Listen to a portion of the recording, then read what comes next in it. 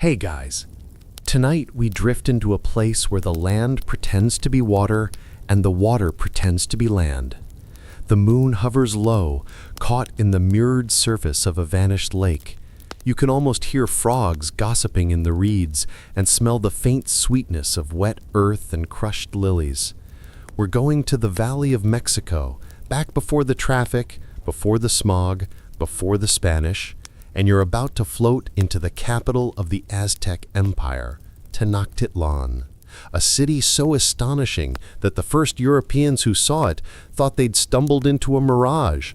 But don't worry, you probably won't survive the mosquitoes, the altitude sickness, or the suspiciously enthusiastic local gods. So, before you get comfortable, take a moment to like the video and subscribe, but only if you genuinely enjoy what I do here. And tell me where you're listening from and what time it is right now, because somewhere out there, someone's falling asleep under a different sky. Now dim the lights, maybe turn on a fan for that soft background hum, and let's ease into tonight's journey together. You're standing on the rim of a volcanic basin, watching dawn unravel over a vast mosaic of water and land. The Valley of Mexico once held 5 shimmering lakes: Texcoco, Xochimilco, Chalco, Zumpango, and Xaltocan, connected by thin channels like veins under translucent skin. In the early morning, the mist curls over the water, and the volcanoes Popocatépetl and Iztaccíhuatl watch from a distance like old, patient guardians. Beneath them, a small group of people, descendants of nomads once dismissed as wanderers, start building the impossible, a floating city. You follow the glint of a canoe slicing the surface. It's narrow, carved from a single log, and a man pulls it forward with calm precision. The water's no more than waist deep, yet it seems endless. He's headed for a patch of reeds that tremble as if breathing. Beneath those reeds, something extraordinary is happening, but we'll get there soon. For now, you just listen to the soft hiss of wind, the distant slap of heron's wings, and the occasional oddly human sound of a frog trying to outsing its neighbor.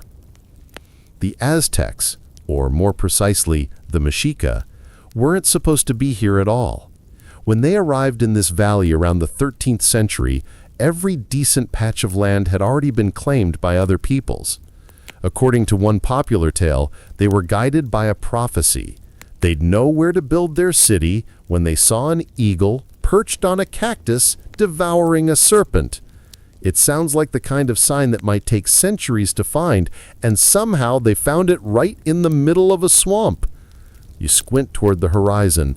Imagine the eagle, wings outstretched, glaring at the sun from a cactus growing on a tiny island.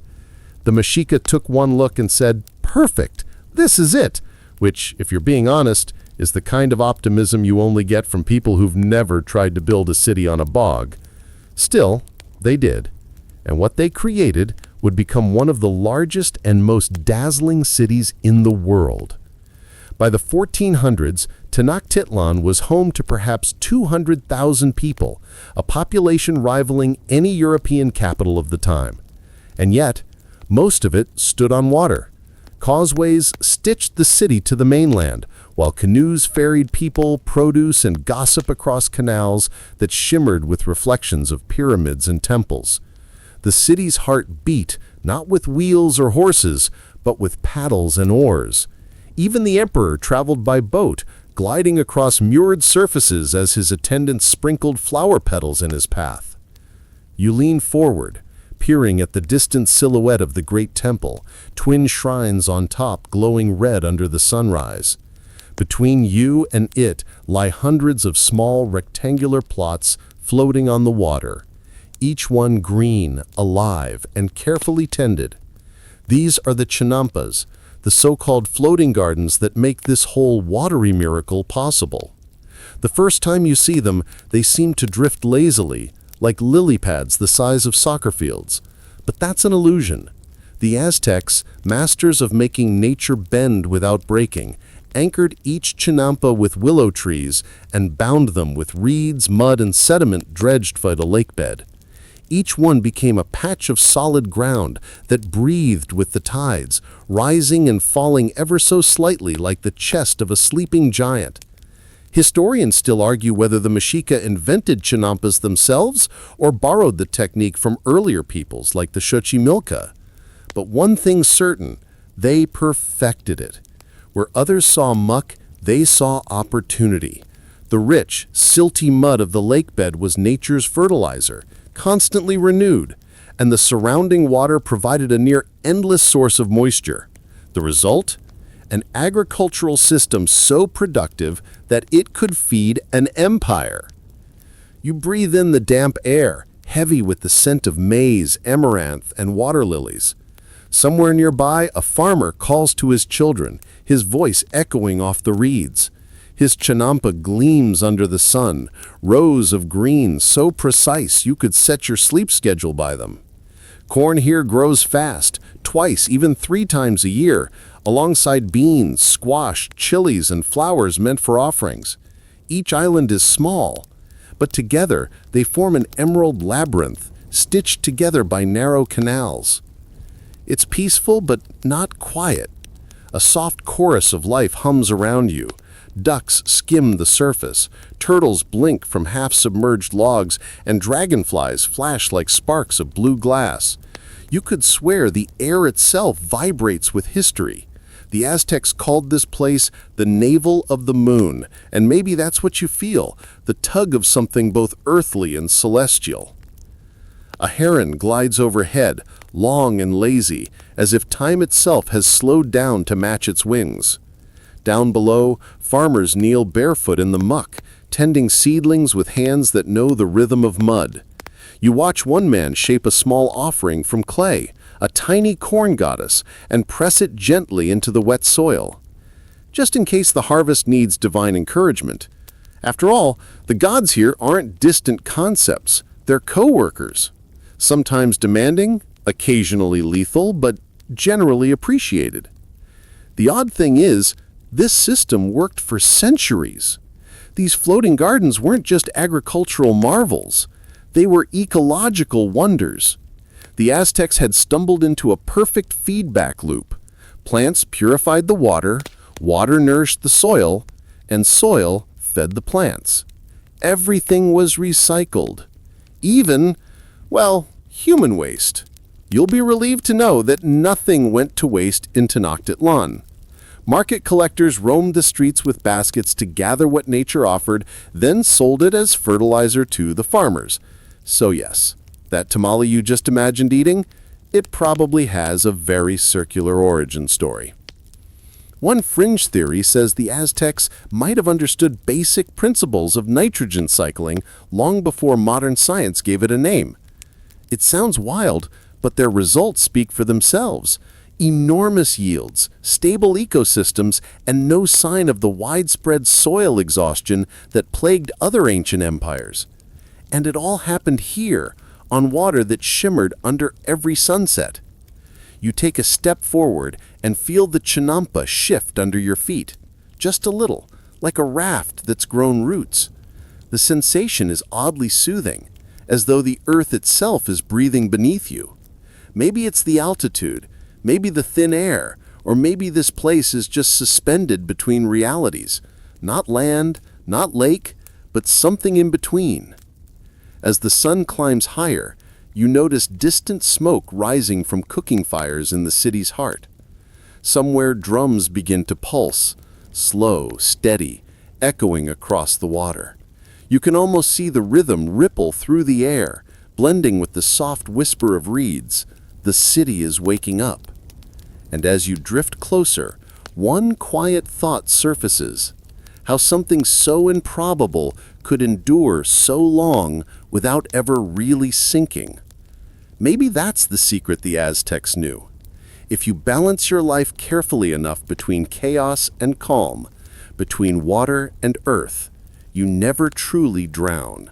You just float. You're standing ankle-deep in the shallows now, watching a group of Aztec farmers move like quiet ghosts through the early light. The water laps against your calves, cool, patient, full of the smell of lakeweed and clay. This is where it all begins, with mud, reeds, and an idea so simple it shouldn't have worked at all. And yet, it did. You watch the men and women bend to their task with the rhythm of generations who've known this work by instinct, not by blueprint. They're not building boats or rafts, they're building islands. At first glance, it's chaotic.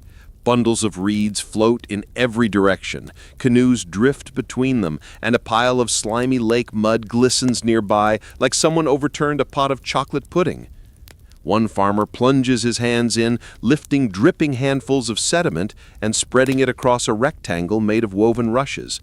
Another pushes long stakes of ahueyote, willow saplings, deep into the muck at each corner. You notice how he presses with both weight and patience, ensuring the poles bite down into the lake bed beneath. This is the secret skeleton of the chinampa, a living framework that will take root and grow, binding everything together. You blink as the process repeats, layer upon layer, mud, reeds, vegetation, more mud. It's like watching a slow-motion pastry being made by people who refuse to bake on dry land. The smell is sharp and organic, halfway between compost and rain.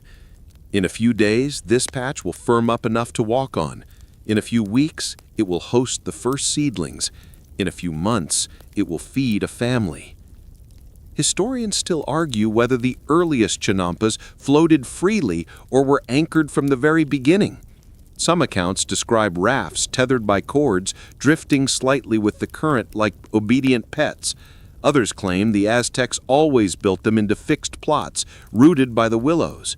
Either way, the innovation is staggering. You're watching one of humanity's earliest experiments in controlled ecosystem design, a word no one here knows, yet somehow everyone understands. There's something hypnotic about the motion. Scoop, smear, weave, press. The mud sloshes softly, and the reeds whisper when the wind runs through them. Every few minutes, someone pauses to adjust a woven mat or scoop up another armful of dark silt. Children help too, laughing when their feet sink too deep, pulling up with satisfying sucking sounds. It's work, yes, but it's rhythmic work, the kind that lets your mind drift towards something bigger than the task. You glance toward the horizon, where hundreds of chinampas already shimmer like green mirrors. From above, they form perfect grids, each one about the size of a small soccer field, separated by canals just wide enough for a canoe to pass through. It's like a giant patchwork quilt stitched onto the lake itself. You half expected to see it start breathing. And in a way, it does. The ahueyote trees at the corners begin to grow, their roots knitting the structure together. Their leaves provide shade, their trunks absorb excess water, and their branches host birds that drop natural fertilizer back onto the soil. You realize this isn't engineering that forces nature into submission. It's engineering that collaborates with it. The Aztecs knew that if you treat the lake as an enemy, you'll drown. Treat it as a partner, and it will carry you. A man nearby straightens up, wiping his hands on his tunic. He looks out at the expanse of new islands and grins.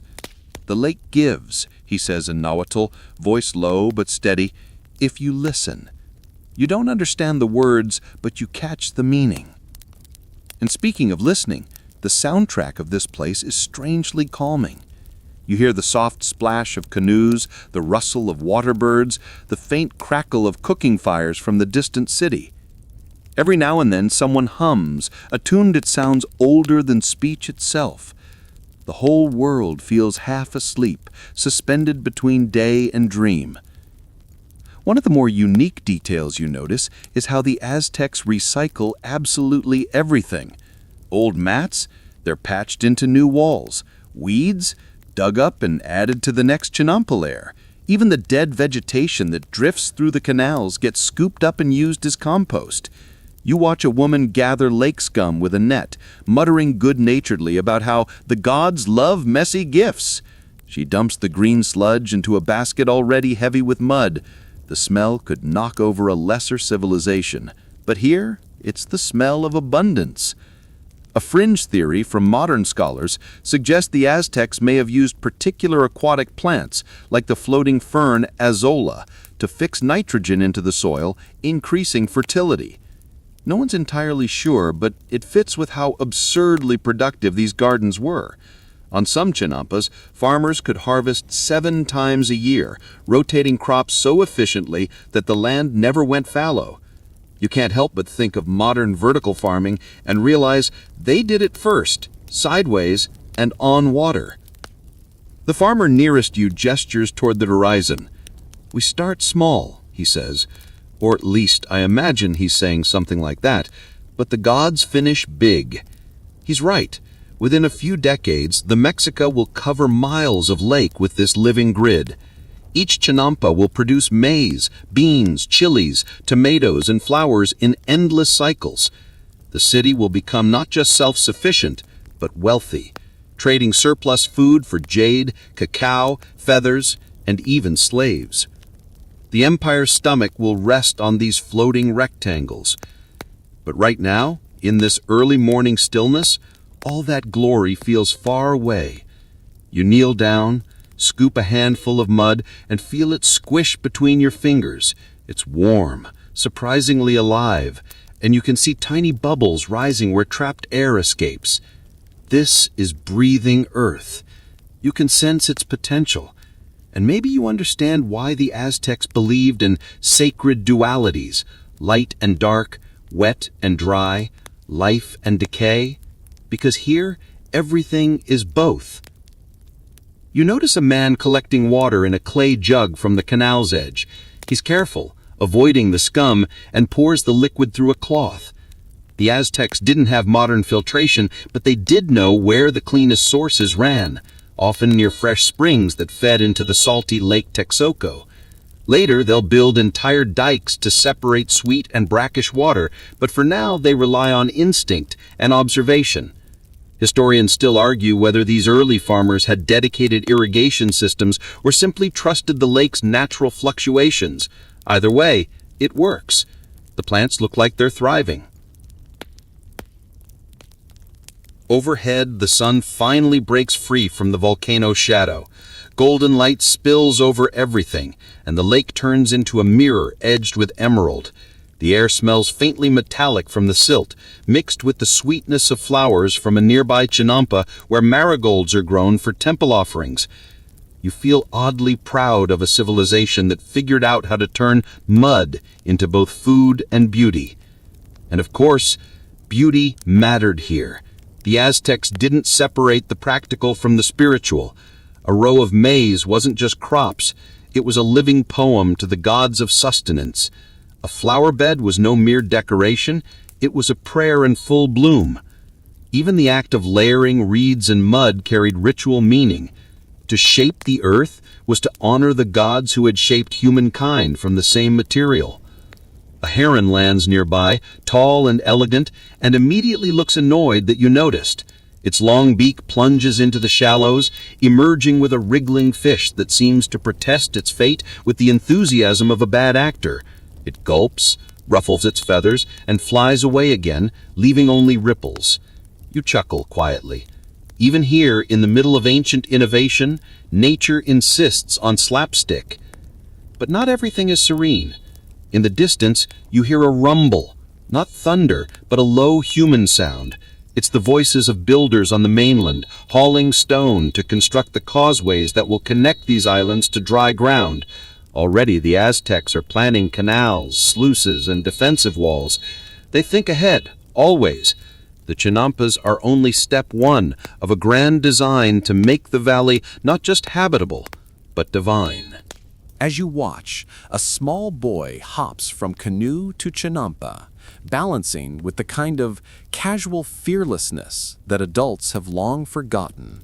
He drops a handful of maize kernels into a trench and pats the soil twice, like tucking in a child for sleep. His mother calls out a reminder not to forget the beans, because maize alone is proud and needs company. You smile. It's a tiny domestic moment, but it's everything.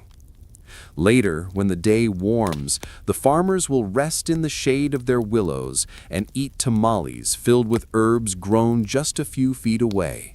Someone will tell a story about how the gods first made humans from corn dough, and how every time they plant, they're remaking themselves.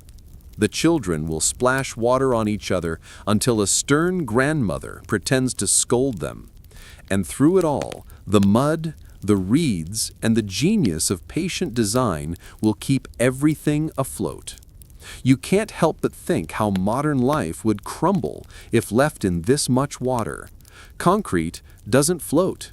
Asphalt doesn't breathe. But here, every inch of life is part of the plan. You could fall asleep right now to the gentle creak of canoes brushing against willow roots, the soft slap of water against mud, and the faint hum of insects warming their wings. Somewhere, a flute begins to play, a simple reed pipe carrying a melody that drifts across the lake like mist. The sound wraps around you, blurring time. You could be anywhere, anywhen. But you're here, watching people who turned a swamp into paradise with nothing more than patience, teamwork, and a lot of mud. And as the sun climbs higher, the floating fields gleam brighter, each one a mirror of the sky. You realize the magic isn't that they float, it's that they never sink. The morning mist clings low over the lake as you drift alongside a man in a narrow canoe. His paddle dips silently into the water, breaking the mirror surface only long enough to ripple the reflection of a nearby willow. The man's name might be something like Sakshapili, or maybe not, but you decide to call him that because it suits him. The calm face, the easy rhythm, the way he hums under his breath as though the whole lake were keeping time with him. You're about to follow him through an ordinary day in the Chinampas, though ordinary in Tenochtitlán means somewhere between sacred ceremony and ecological miracle. The air tastes like sunlight and lake salt, and even though it's barely dawn, the chinampas are already alive with motion. Women balance baskets of seedlings, children ferry bundles of reeds, and old men steer their canoes with the steady grace of lifelong practice. Sakshapili's canoe glides into a narrow canal. Its wooden hull scrapes gently against the reeds that line the edges, and the water below glows green with algae. He's headed toward his family's chinampa, a long rectangular plot hemmed by ahuagote trees. You can see the layers, reeds beneath, then mud, then more reeds, until it's firm enough to walk on. The edges bristle with grass and flowers as if the land itself wants to stay afloat. When he steps onto it, the ground gives a little, like stepping on a sponge. He doesn't even glance down. For him, this is as solid as stone. You follow, wobbling slightly, and he chuckles, quietly, kindly, because it's clear you're new at this. The soil is rich and dark, and the air carries the warm, sharp scent of decomposing reeds. He kneels, reaching into a woven basket filled with maize seeds and tiny seedlings. The corn kernels gleam like small bits of gold, catching the sunlight. With practiced care, he presses each one into the soil, muttering a few words under his breath. You can't make out the language, but you feel the rhythm. Gratitude first, request second. He's not planting just for himself. He's bargaining with the lake, the sky, and the gods who sit somewhere in between. Nearby, his wife tends to young chili plants. She moves with the same quiet precision, her hands brushing the soil like a familiar friend. She hums an old tune about Tlaloc, the rain god, who is said to weep when people forgot their offerings. The song is half lullaby, half insurance policy. Because if there's one thing everyone here knows, it's that the weather can be both generous and cruel. Historians still argue whether the Aztecs' agricultural rituals were truly religious or simply practical ceremonies disguised as devotion. But to watch this woman hum over her peppers is to realize that distinction doesn't really matter. For her, the act of farming is faith made visible. A flock of white egrets land nearby, their feathers flashing in the sunlight. They start pecking among the rows of amaranth, looking for bugs. Sakshatpili doesn't chase them away. Instead, he smiles and says something that sounds like a joke about lazy helpers. You laugh, though you're not entirely sure what was funny. He seems pleased by that. You move on, the soft soil squeaking underfoot. Rows of maize stretch ahead in neat geometric patterns, flanked by bean vines that climb the corn stalks like polite guests using their hosts for support. Squash sprawls along the ground, its broad leaves keeping the soil moist and shaded. The Three Sisters trio, corn, beans, and squash, forms a living ecosystem, each one feeding the others. If you listen closely, you can almost hear the whisper of photosynthesis, the slow conversion of sunlight into life. The entire chinampa hums like a low, contented engine. From a nearby plot, the smell of roasted maize drifts over the water. Someone's cooking breakfast. You follow Sakshatpili as he walks toward the edge of the canal, where his teenage son is tending a small fire. The boy grins, offering him a tamale wrapped in leaves. You accept one too, because it seems rude not to. It's hot, fragrant, stuffed with ground maize and herbs, and tastes faintly smoky. You eat in silence, surrounded by bird calls and the sound of paddles slapping water in the distance. You realize how social this floating world is. Voices carry easily across the canals, so neighbors chat while they work, swapping jokes, advice, and the occasional complaint about water levels. A woman 2 chinampas away yells something teasing about Sakshatpili's planting speed. He fires back a remark that makes his wife laugh.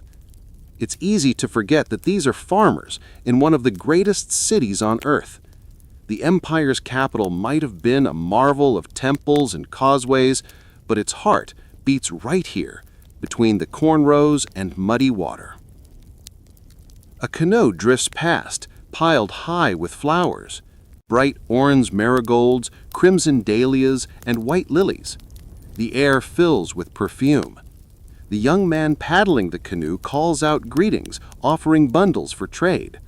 Flowers are currency as much as beauty here, used for offerings, decoration, and even medicine.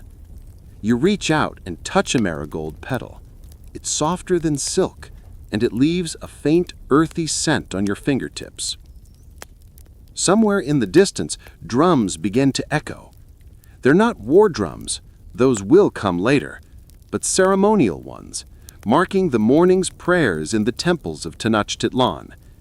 You picture priests standing on stone platforms above the city, burning copal incense that drifts toward the lake like pale ribbons. The farmers pause for a moment, bowing their heads briefly toward the direction of the city. Even in the middle of the chinampas, religion is a shared heartbeat. But life isn't all rituals. Sakshatpili's daughter, no more than 10, sits in a canoe nearby, dangling her fingers into the water. She giggles each time a fish nibbles her fingertips. Her mother pretends not to notice that she's supposed to be gathering herbs.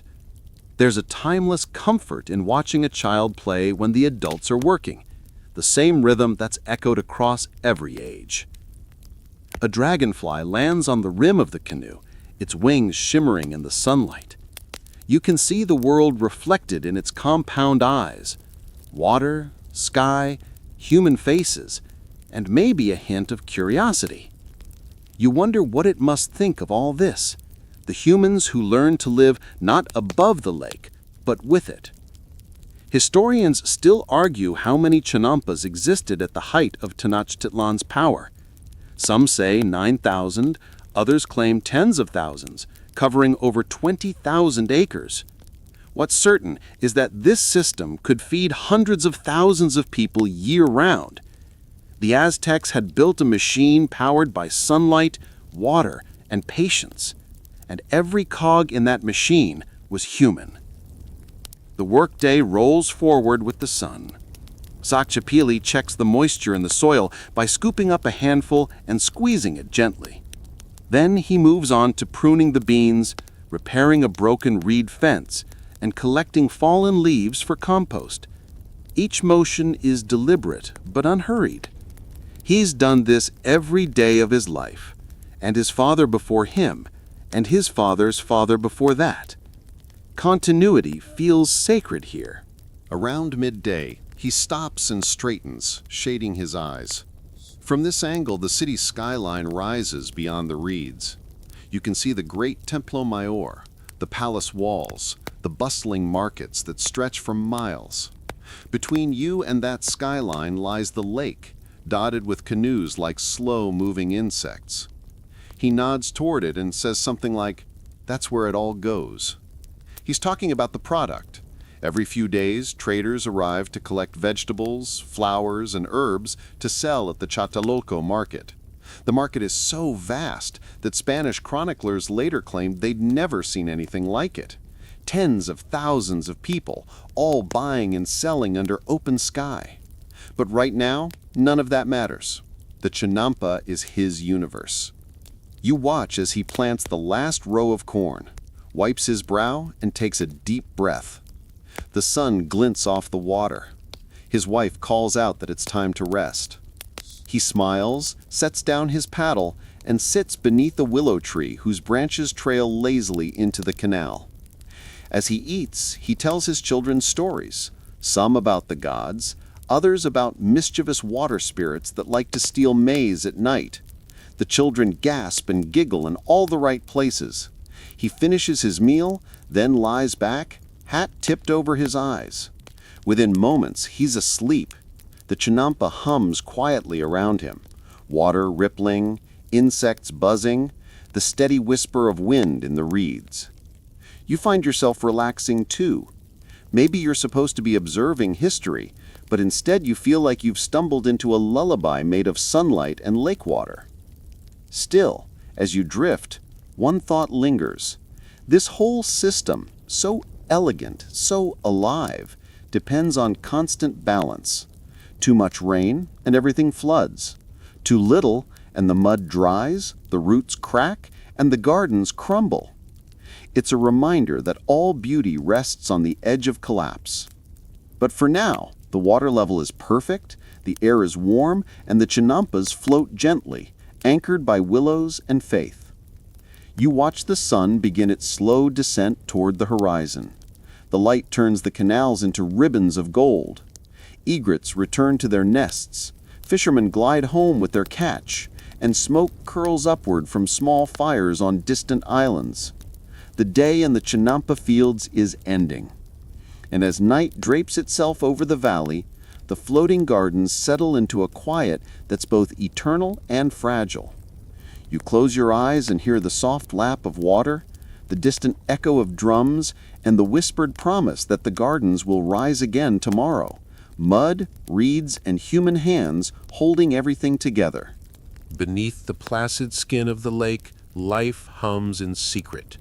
You lean over the edge of your canoe, fingertips grazing the cool surface, and watch it tremble with 1,000 silver rings where tiny fish dart and vanish. The chinampas seem so tranquil from above, green rectangles of maize, squash, and beans gently rippling in the morning breeze. But beneath, a labyrinth breathes. Thick mats of roots, reeds, and lake muck interlaced like fingers, clutching the murky depths in a grip that has lasted for centuries. You can smell the faint mineral tang of wet soil, the vegetal sweetness of decaying plants, and something else, an old, living patience. You probably wouldn't want to swim down there, though. The water's calm but deceptive. Beneath its lazy gleam lies a slow-moving world of shadows, slippery tendrils, and creatures that don't appreciate surprise guests.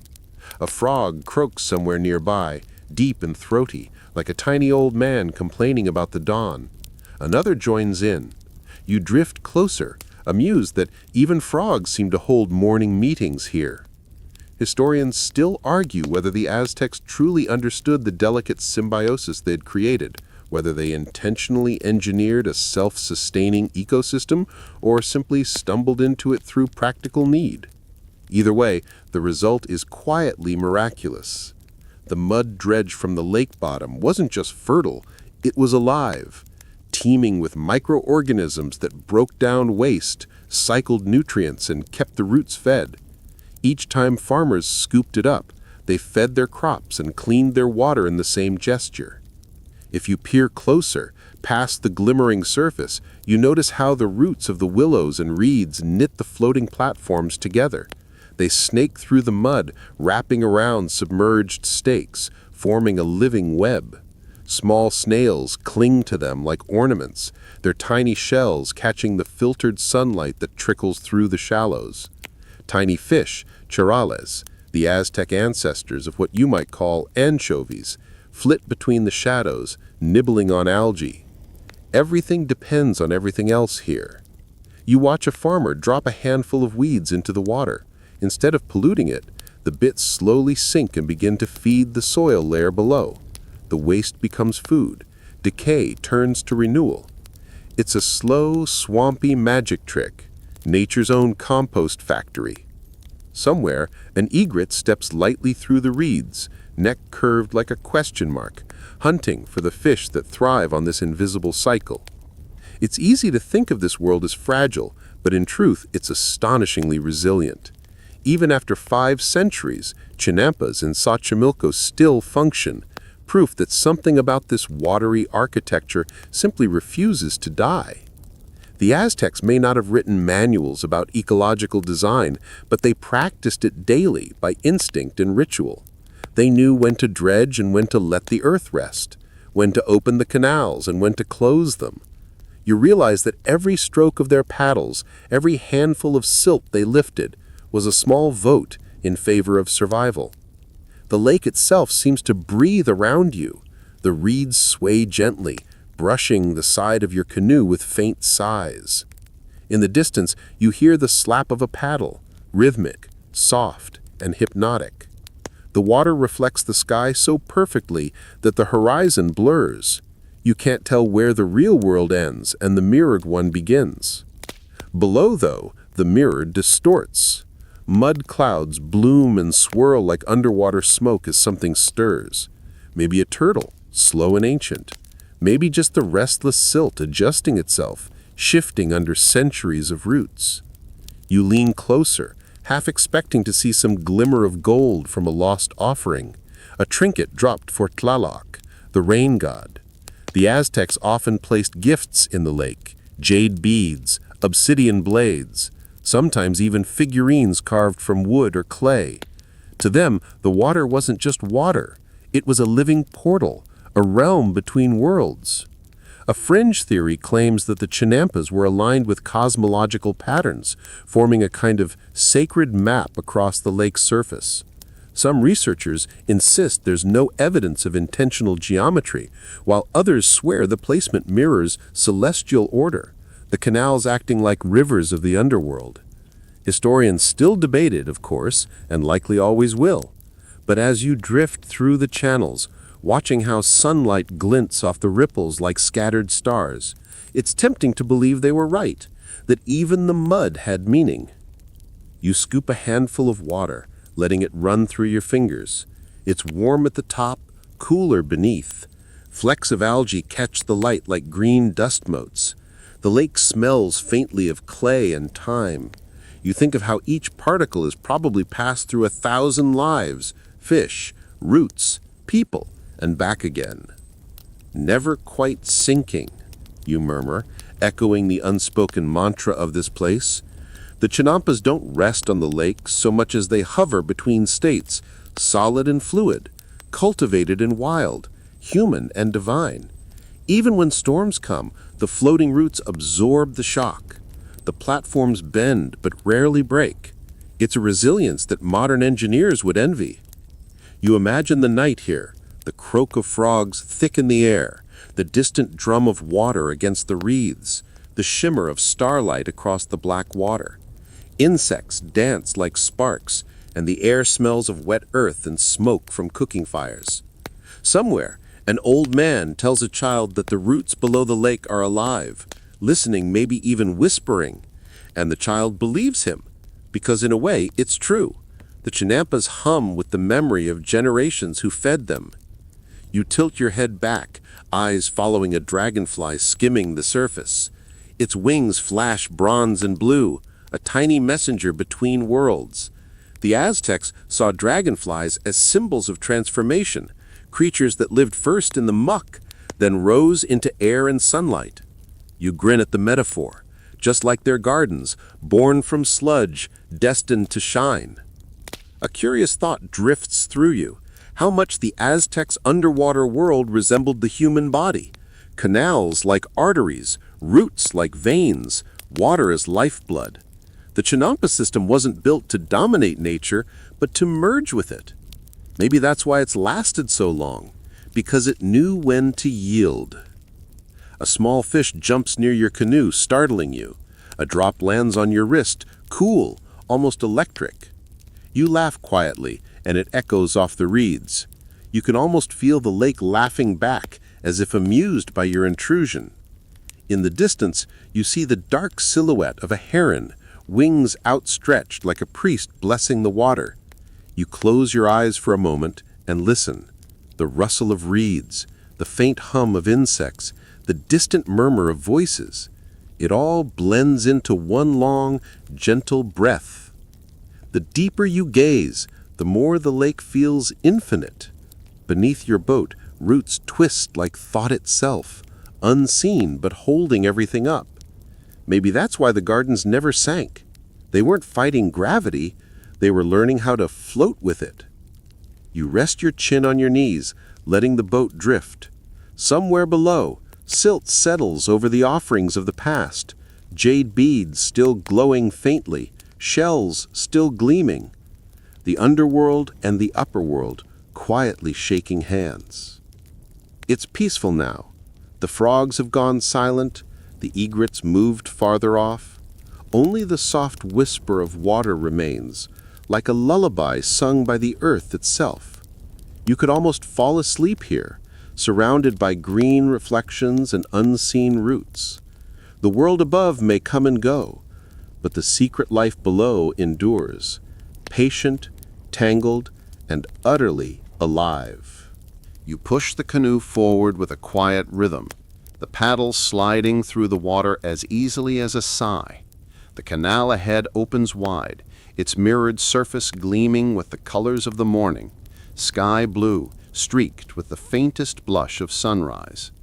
Around you, the city begins to stir, though city feels like the wrong word for this shimmering maze of water and land. Tenochtitlán is less a city and more a reflection of the sky, built on the lake's skin, a place where streets ripple and houses lean toward their watery twins below. Your canoe glides past another, loaded with baskets of maize, chilies, and flowers, the air thick with their mingled scent.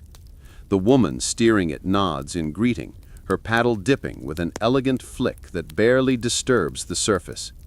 Her child sits cross-legged beside her, half asleep, one hand resting on a pile of squash blossoms. A stray breeze carries their soft laughter toward you, and for a moment you feel like part of the city's pulse.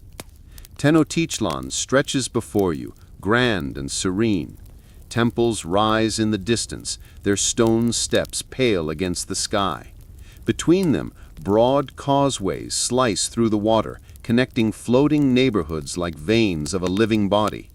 You can almost hear the city breathing, the low murmur of traders, the clatter of wooden tools, the splash of 1,000 paddles. The soundscape is alive, but never harsh. It hums, it murmurs, it flows. Historians still argue whether the city's original planners envisioned such harmony or whether it simply evolved, layer by layer, from necessity. What began as a desperate settlement among reeds and mud somehow became an aquatic empire, a metropolis floating in balance with its environment. To you, drifting here, it feels less engineered and more grown, like coral, human life layered upon water, upon soil, upon dreams.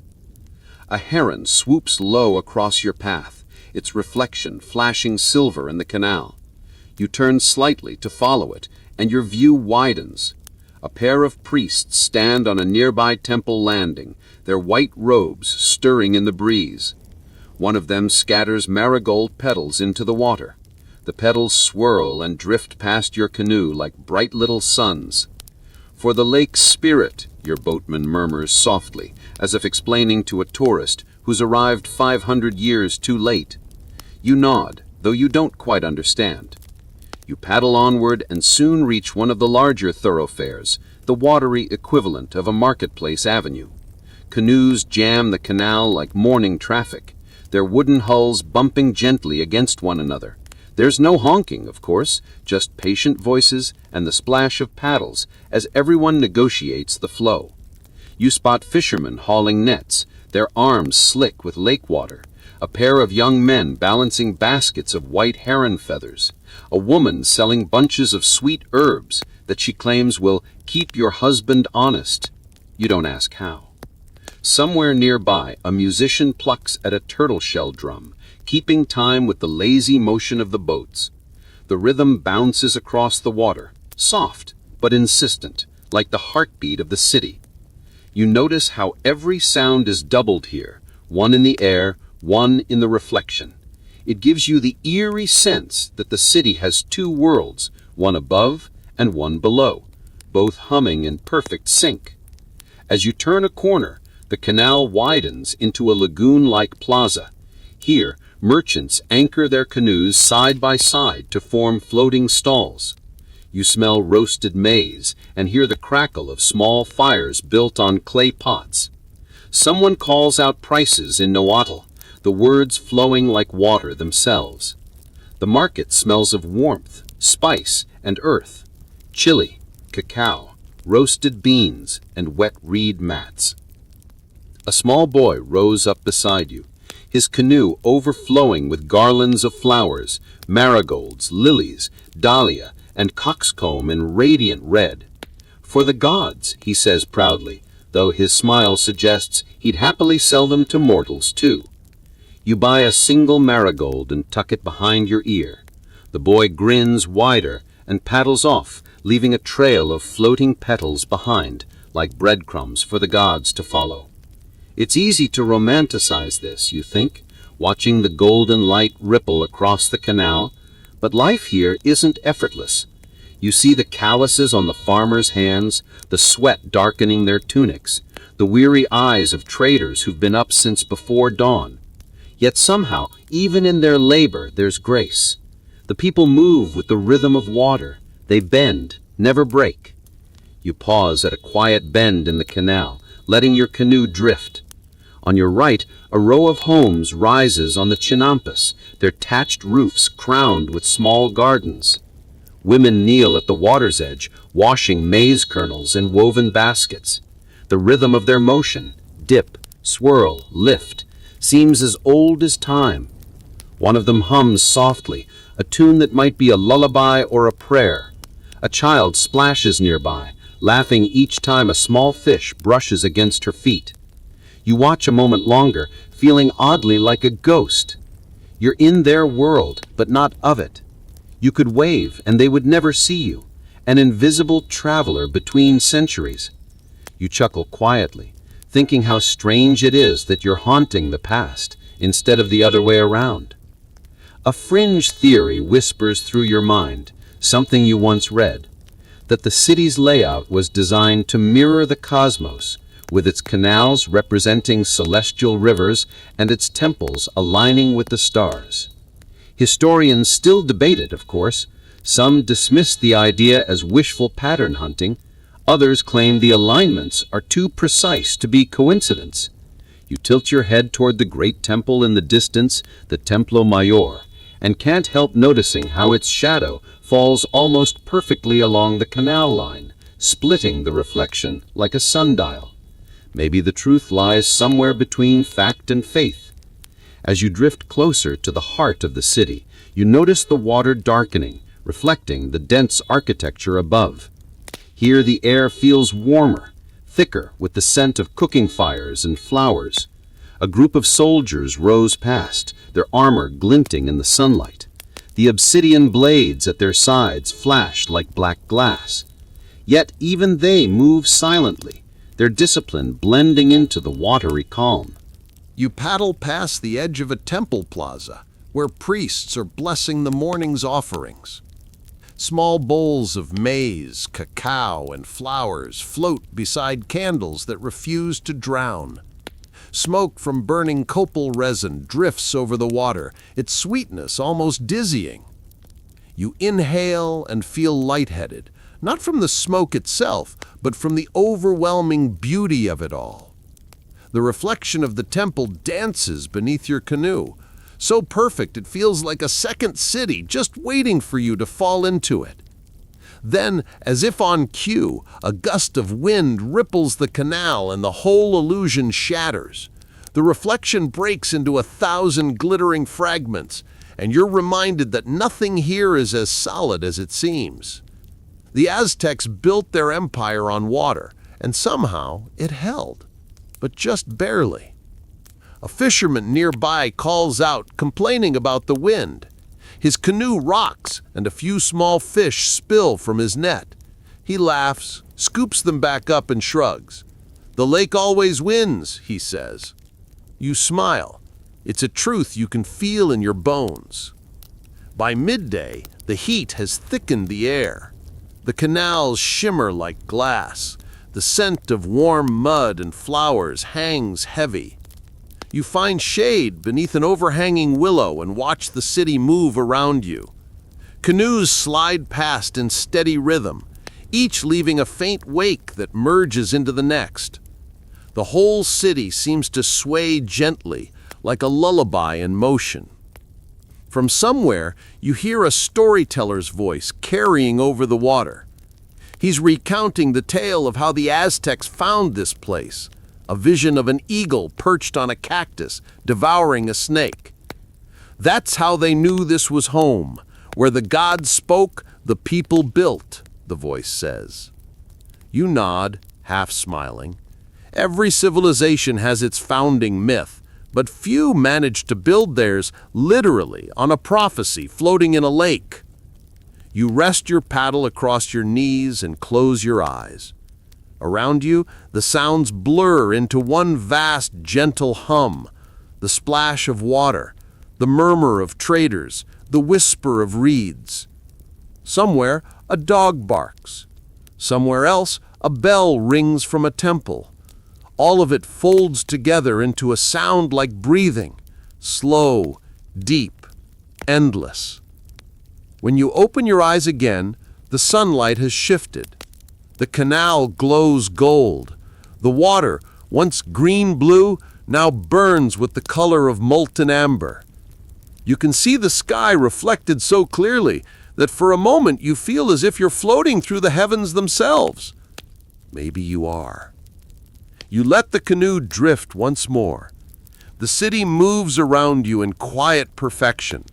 Boats sliding like thoughts, ripples fading like forgotten dreams. You realize that this isn't just a city built on water.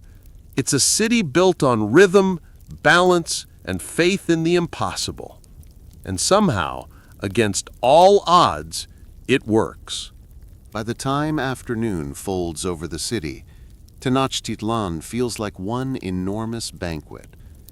The air thickens with the scent of roasted maize and blooming marigolds, a dizzying perfume of earth and sun.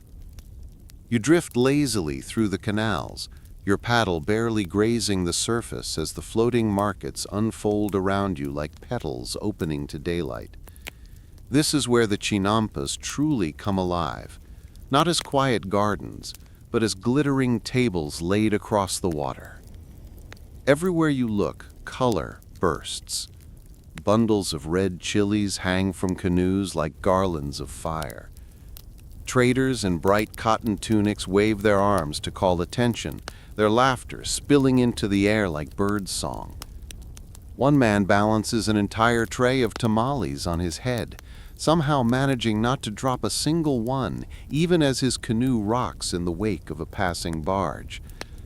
You can't help grinning. Aztec multitasking at its finest. A woman nearby shouts, "Fresh flowers for the gods or your lovers, whichever pays more," and the crowd roars with amusement. You edge closer, letting your canoe glide beside hers. Her floating stall is an explosion of color. Orange marigolds, white lilies, crimson dahlias. The blossoms pile so high they nearly block her view, but she navigates the canal as easily as if she were walking a hallway she's known since birth.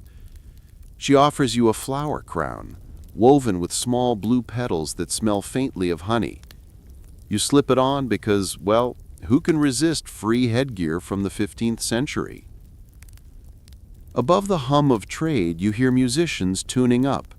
A group of players sits on a wooden platform anchored between chinampas, their instruments carved from gourds, bones, and shells. The sound they make is otherworldly. Flutes sighing, drums whispering, rattles chiming like distant rain. The rhythm spreads through the market like ripples, and soon people start to dance. You watch them sway on the decks of their canoes, laughing when they nearly topple into the water. Historians still argue whether these floating markets were organized in strict districts, flowers here, food there, crafts somewhere else, or if everything just happened wherever there was space. Either way, the chaos is strangely harmonious, like 1,000 different songs that somehow share the same beat. You drift past a canoe piled high with cacao beans. The merchant guarding it eyes you with suspicion. Cacao, after all, isn't just a treat, it's currency. In Aztec life, a single bean could buy you a tomato. 100 might buy you a rabbit.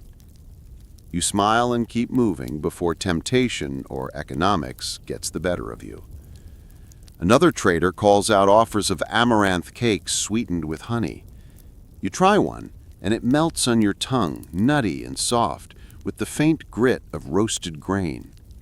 A small child, not more than 6, giggles as you make an overly dramatic show of delight. "First timer," she teases in Nahuatl, and even though you only half understand, you catch the meaning easily enough. You laugh, waving your paddle in surrender. As you glide deeper into the heart of the market, the energy shifts from practical trade to celebration. It's not just business, it's a feast of senses. Drums throb like heartbeats, dancers spin on floating planks, and the air glows gold with late sunlight and drifting pollen. You see couples exchange flowers, priests bless baskets of maize, and children chase each other from canoe to canoe, shrieking with laughter. Somewhere, a fisherman leans back and strums a single-stringed instrument, his song soft and nostalgic. You notice how the canals themselves seem to sing back. The water catches every sound and softens it, blending noise into rhythm, chatter into rhythm. Even the paddles dipping in and out of the lake add their own percussion, a steady, sleepy beat that keeps time with your breath. In the distance, temple bells begin to toll. The sound rolls across the water like thunder's gentle cousin. The crowd quiets for a moment, heads turning toward the twin towers of the Templo Mayor rising above the city's heart. There, priests lift baskets filled with flowers and fruit toward the sky, offering thanks to Tlaloc and Zipetotec for the harvest. The scent of burning copal reaches you seconds later, sweet, resinous, and faintly spicy, a fragrance you've already learned to associate with sacred things. A man next to you mutters, "For the gods and for the rain." He spits lightly into the canal afterwards, a small, almost invisible gesture of respect. You follow his gaze upward, watching a single hawk circle above the temple before vanishing into the clouds. You paddle closer to the temple quarter. Here the tone changes. The noise softens into reverence. Even the market seems to hush. The canals are lined with garlands, candles, and painted canoes. Offerings float like tiny islands, flowers, feathers, and small clay figures. You watch as a woman kneels at the water's edge, whispering a prayer before releasing a bundle of maize tied with a blue ribbon. It drifts gently away, carried by the same current that feeds the gardens. There's a subtle irony in this. The people give back to the water what the water has already given them. The cycle closes neatly, beautifully. The Aztecs understood that gratitude was a kind of balance, an equal exchange. Historians still debate whether these festivals were purely religious or partly political, grand shows of wealth meant to remind the city who was in charge. Probably both. Power always finds a way to disguise itself as devotion. But for now, watching the sunlight gleam off the temple stones and the petals spin in the current, you decide it doesn't matter. It's beautiful either way. You take a moment to notice smaller details. The way the willows lean toward the canals, their leaves brushing the water like lazy fingers. The way dogs weave through the crowds on narrow causeways, tails wagging, searching for scraps. A woman sells you a small woven pouch filled with fragrant herbs, basil, epazote, and mint. She insists it keeps the mosquitoes away, though she winks as if to say it's also good luck. You tuck it into your belt, pretending to believe both. Nearby, a group of young men perform a comic skit on a floating platform. One pretends to be Tlaloc, wearing a headdress of reeds and dripping water from a clay jar over the audience. The others act out farmers pleading for rain, dramatically fanning themselves and groaning in mock despair. When Tlaloc finally pours his jar out in a grand finale, the crowd cheers and splashes water back at him. Even the gods, it seems, have a sense of humor here. You smile and glance upward. The sun now hangs low, painting everything with that soft, golden melancholy only late afternoon can bring. The air grows cooler, but the energy doesn't fade. In fact, it feels as though the city is taking a deep breath before the evening festivities begin. Somewhere, drums start again, slower now, deeper. A new melody joins from flutes and conch shells, winding through the canals like a living thread. A historian once wrote that the Aztecs measured time not in minutes, but in ceremonies, that the day itself was structured by sound and ritual, by feast and offering. You can feel that rhythm now. The marketplace is both a daily routine and cosmic reenactment, a reminder that eating, trading, and praying are all part of the same eternal cycle. You close your eyes for a moment and let the sounds soak into you. Paddle strokes, laughter, the flutter of flower petals in the breeze. Even the hum of insects adds to the chorus. It's hypnotic, almost narcotic. You feel your heartbeat syncing with the rhythm, slow and steady. When you open your eyes again, the market glows in twilight. Small oil lamps flicker in the canoes, turning the canals into rivers of light. You can't help but whisper, "It's like floating through a constellation." And it is, each lamp a star, each boat a tiny universe. A merchant passes, offering cups of atole, a warm maize drink thickened with honey and vanilla. You accept one and take a sip. The warmth spreads through you instantly, earthy and sweet. You murmur thanks, but the merchant is already gone, his paddle whispering him away into the night. Somewhere across the canal, laughter erupts again. Someone telling a joke about a god who fell asleep during the rain season and had to be woken by thunder. You catch only fragments of the punchline, but you laugh anyway. The sound of it feels good in your chest. Now, under the dimming sky, the city glows. The lake mirrors every flicker of firelight, every movement, every smile. The scent of grilled maize and copal smoke lingers in the cooling air. You realize this is the secret heartbeat of the chinampas. Not just agriculture, not even survival, but joy. The gardens feed the city, yes, but they also feed its spirit. And as your canoe drifts between floating stalls, past songs and laughter and prayers, you understand something simple yet profound. The Aztecs didn't just build gardens that never sank, they built a way of life that never stopped floating.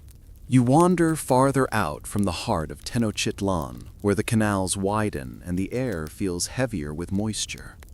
The sun hangs low now, turning the water bronze and the surrounding reed mats into shimmering mirrors. You drift along in a canoe. Well, you imagine you do, gliding through a maze of narrow waterways between floating islands that sway gently beneath their vegetation. Each chinampa is an intricate patchwork of green rectangles, divided by canals that seem to go on forever. From above, it must look like a giant chessboard of life, half land, half water, all woven together like the threads of a single pulsing organism.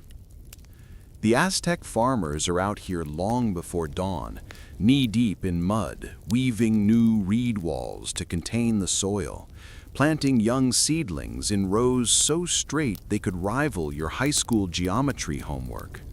The system is dazzlingly organized. Each farmer knows exactly where to grow maize, beans, chilies, and flowers.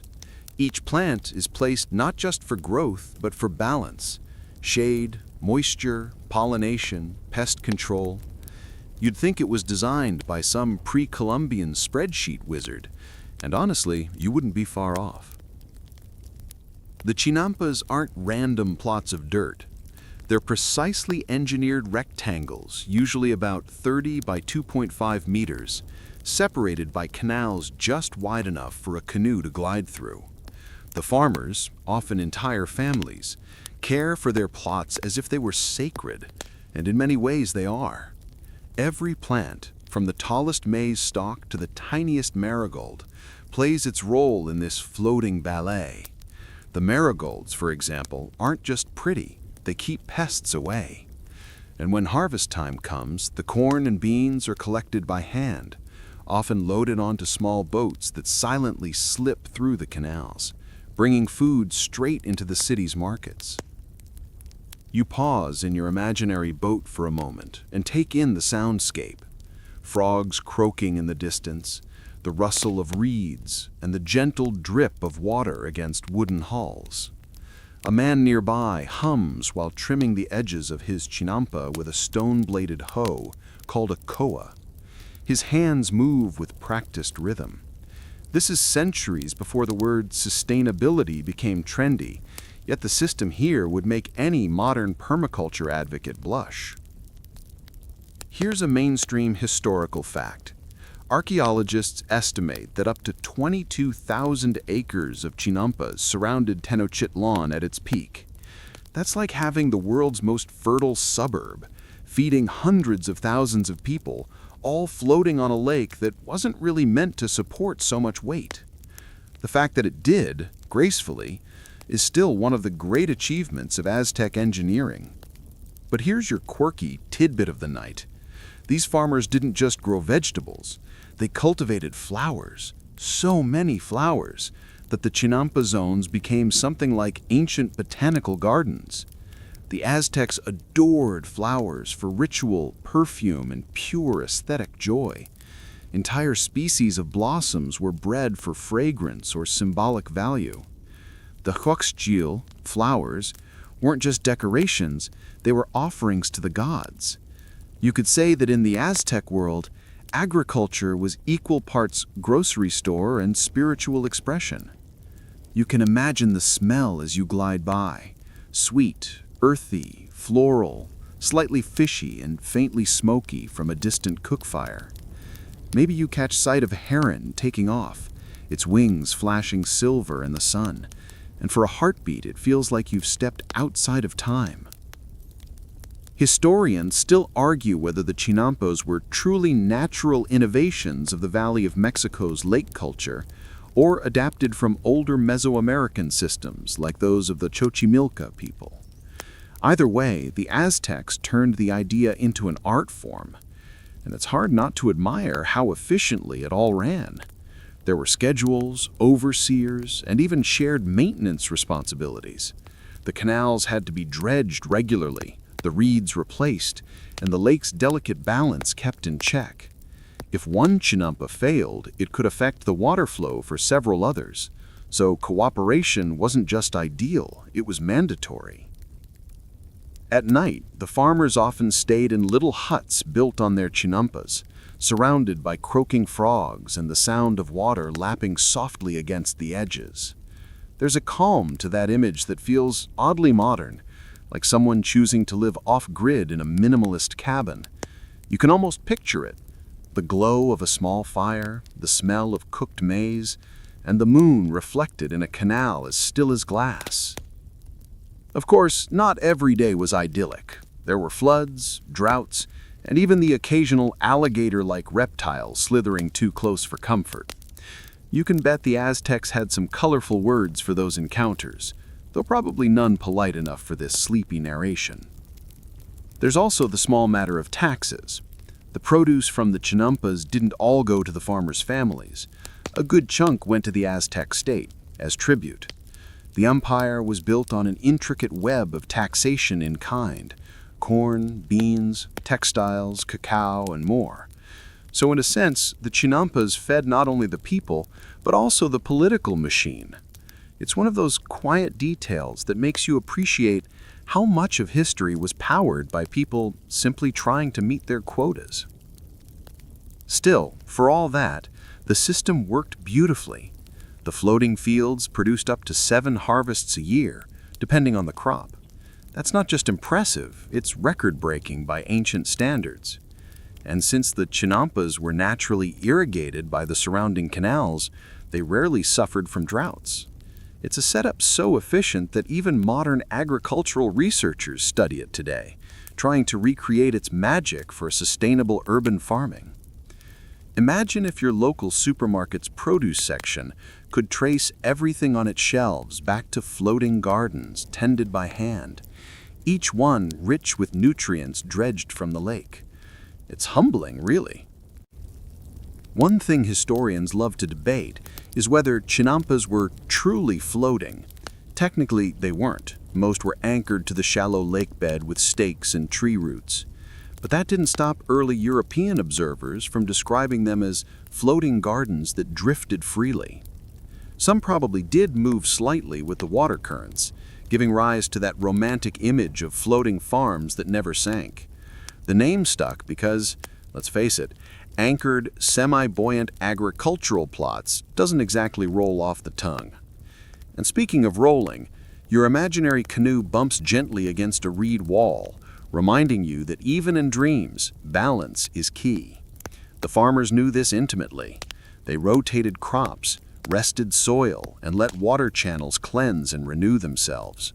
Everything returned to the cycle. There's a quiet philosophy beneath it all. You sense that the Aztecs understood how to work with nature, not against it. They didn't try to drain the lake or dominate it. They coexisted. They built a city that rose from water and a farming system that floated upon it. Even their gods reflected that duality. Tlaloc of the rain, Chalchiutlicue of the lakes, both nurturing and destructive in turns. The night deepens. The city lights flicker on in the distance. Torches, fires, and glowing temple tops that cast reflections across the canals.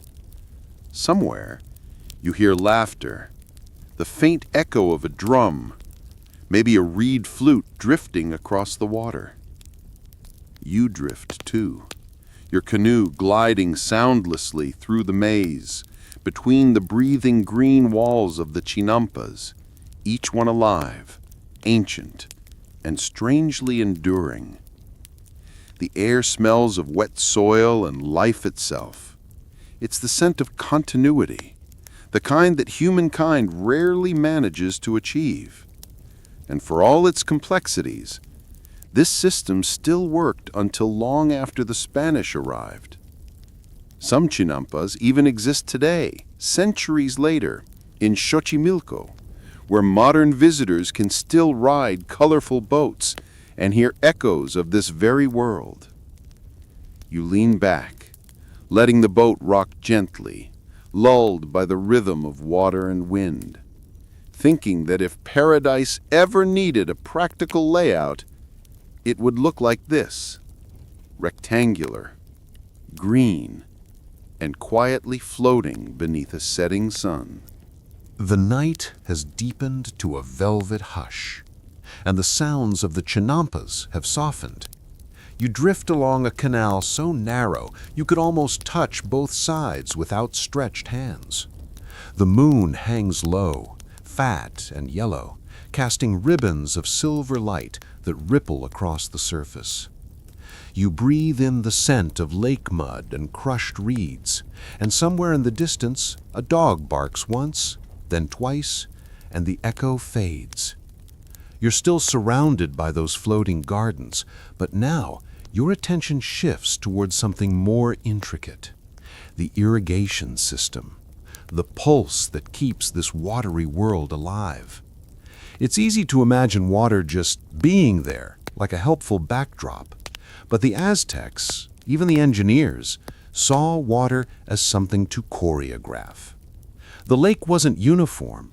It was a collection of 5 interconnected bodies: Texcoco, Xochimilco, Chalco, Xaltocan, and Zumpango. The first was salty, the others fresh. Left alone, they would have mixed into a useless brine. The Aztecs couldn't have that, not when their crops needed sweet water. So they built causeways, dikes, and sluice gates to control the flow. The most famous was the Albarradón of Netzahualcoyotl, a 16-kilometer-long dike that separated the salty northern waters from the fresh southern ones. Picture that: a wall of mud, stone, and wood, holding back an entire lake system, all without diesel engines or steel. Just labor, logic, and patience.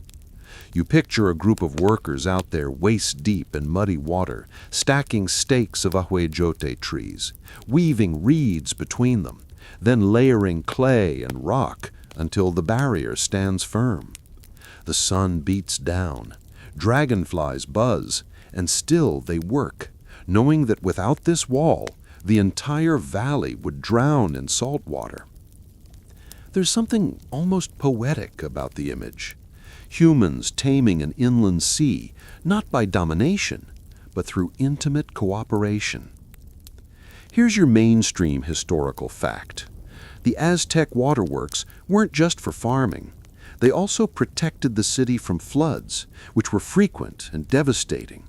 Despite being surrounded by lakes, Tenochtitlán sat slightly lower than some of its surroundings, which meant that a single heavy rain could turn plazas into shallow ponds. So they dug canals, raised roads, and created drainage channels that let the water flow exactly where they wanted. And here's your quirky tidbit. The city even had aqueducts, 2 of them, in fact. The most famous, the Chapultepec Aqueduct, brought fresh spring water from the nearby hill of Chapultepec straight into the city. It ran along carved stone troughs supported by wooden beams and clay pipes, with backup channels in case one got clogged. Imagine it, the sound of running water trickling overhead as you walk through a city on a lake, torches flickering off the surface of the canals below. You could almost believe the Aztecs had found a way to make water itself a citizen of Tenochtitlan. Historians still argue whether the Aztec engineers learned their hydraulic techniques entirely on their own or borrowed elements from earlier peoples like the Teotihuacanos or the Toltecs. Either way, they mastered them. Water didn't just flow here, it performed. Every droplet had a root. every current a purpose. You paddle slowly in your imagination, watching the moonlight dance on the canal walls. The surface looks still, but beneath it, water moves with purpose, feeding the chinampas and carrying nutrients. It's all connected. The silt dredged from one canal enriches another garden. Runoff from the mountains refills the lakes. Even the rain is caught and reused. You start to think of the system like a living body. The dikes are bones, the canals are veins, the chinampas are lungs breathing green oxygen into the city. And like any body, it needed care. Every few weeks, laborers known as tlacotin, often tribute workers from conquered provinces, would dredge the canals, patch leaks, and maintain the dikes. The work was messy, cold, and often thankless. You imagine one of them now, cursing softly as he slips knee-deep into muck, then laughing as his friend splashes him back. The water might be murky, but their camaraderie is clear enough to see. One of the most impressive things about the Aztec water system is how democratic it was in its maintenance. The empire may have been hierarchical, but water didn't respect status. A clogged canal could ruin noble estates as easily as peasant plots. So, even high-ranking citizens contributed to public works projects. It was a matter of civic pride and survival. At this point, you might wonder, how did they manage to keep the chinampas from sinking or washing away in all this water traffic? The secret lay in trees, specifically the ahueyote, a kind of willow. These trees were planted at the corners of each chinampa, their roots knitting the soil together like living anchors. Over time, they created a web beneath the gardens, holding them in place even when the lake rose. It's the kind of low-tech brilliance that makes you want to high-five someone who's been dead for 500 years. As the night air cools, you notice how alive the ecosystem still is. Fireflies wink over the water, crocs like tiny percussionists, and herons stalk fish in the shallows. The Aztecs didn't separate nature from civilization the way modern societies often do. For them, the two were inseparable. The canals weren't just infrastructure. They were sacred arteries connecting people to gods, land, and life itself. Speaking of gods, let's not forget that water was divine. The rain god Tlaloc demanded offerings to keep the skies kind, and the lake goddess Chalchuitlicue guarded the waters themselves. Rituals were held on small floating platforms, tiny shrines drifting among the chinampas. Priests offered flowers, cacao, and sometimes even blood, believing that reciprocity kept the balance. You give, the lake gives back. Fail to give, and you get floods, or worse, drought. There's a quiet power in that worldview. Every droplet carried spiritual weight. Even something as simple as drawing water for cooking began with a whispered prayer. Maybe you pause now, imagining dipping a clay pot into the cool canal, feeling the smooth ripple of surface tension break beneath your fingertips. The sound is delicate, hypnotic, like the beginning of a dream. Historians still debate whether the Aztec waterworks were centralized under strict imperial control or managed locally by neighborhood councils. Either scenario shows a society that valued cooperation over chaos. You could say that the real empire wasn't built by warriors, it was sustained by water stewards. And yet, despite all this brilliance, nature occasionally reminded them who was boss. Floods still came. The most infamous one struck in 1449, drowning parts of the city and forcing massive reconstruction. You can picture it, frantic citizens piling mud and stone to raise their streets, while priests hurry through waist-deep in water with torches and chants, begging the gods for mercy. The smell of wet incense and lake sludge fills the air. It's one of those historical moments that must have felt like the end of the world, yet somehow they endured. You can't help but marvel at that resilience. The Aztecs lived on a precarious balance between water and land, and still they built one of the largest cities on Earth at the time. Maybe it's because they never tried to fight nature. They bargained with it. You find a kind of quiet lesson there. Sometimes control isn't about dominance. It's about conversation. Now, imagine the sunrise after a storm. The canals glisten, freshly flushed. Workers inspect the dikes, fishermen mend their nets, and farmers check their crops for damage. Birds return, frogs resume their chorus, and the city exhales. Life flows again.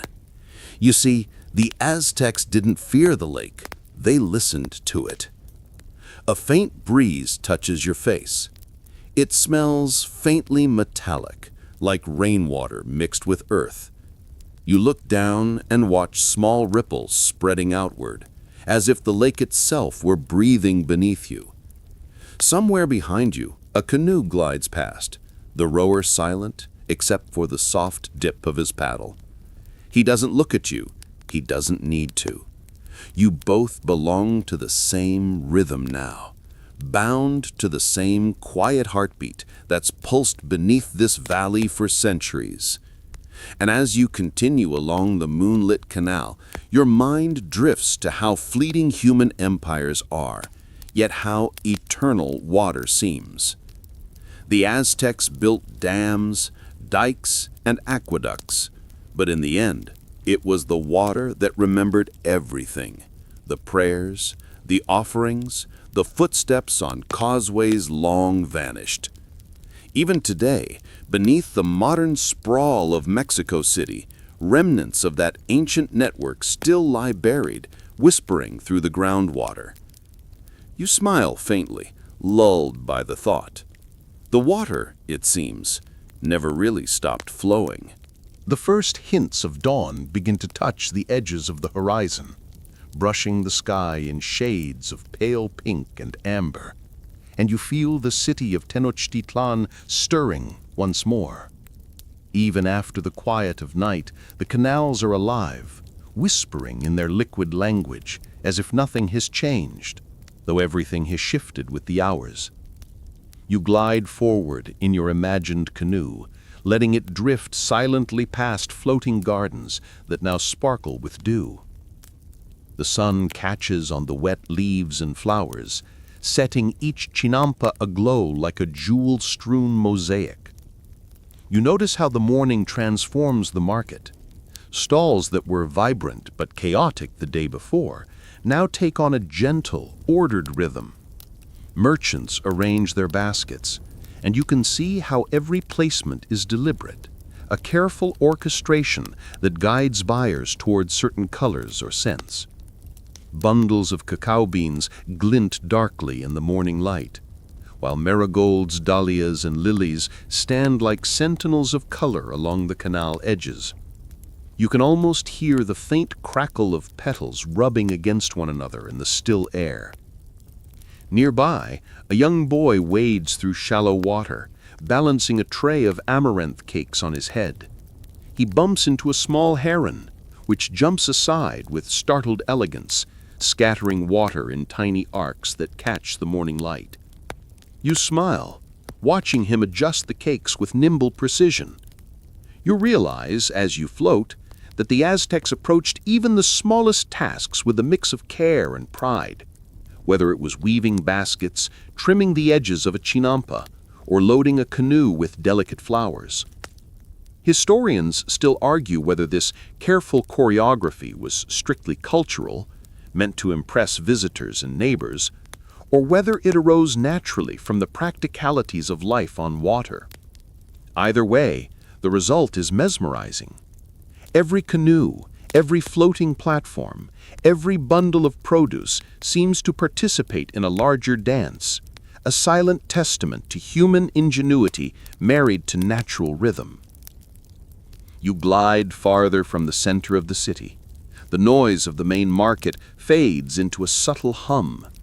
Here, in the quieter canals, the life of the chinampas reveals itself more intimately.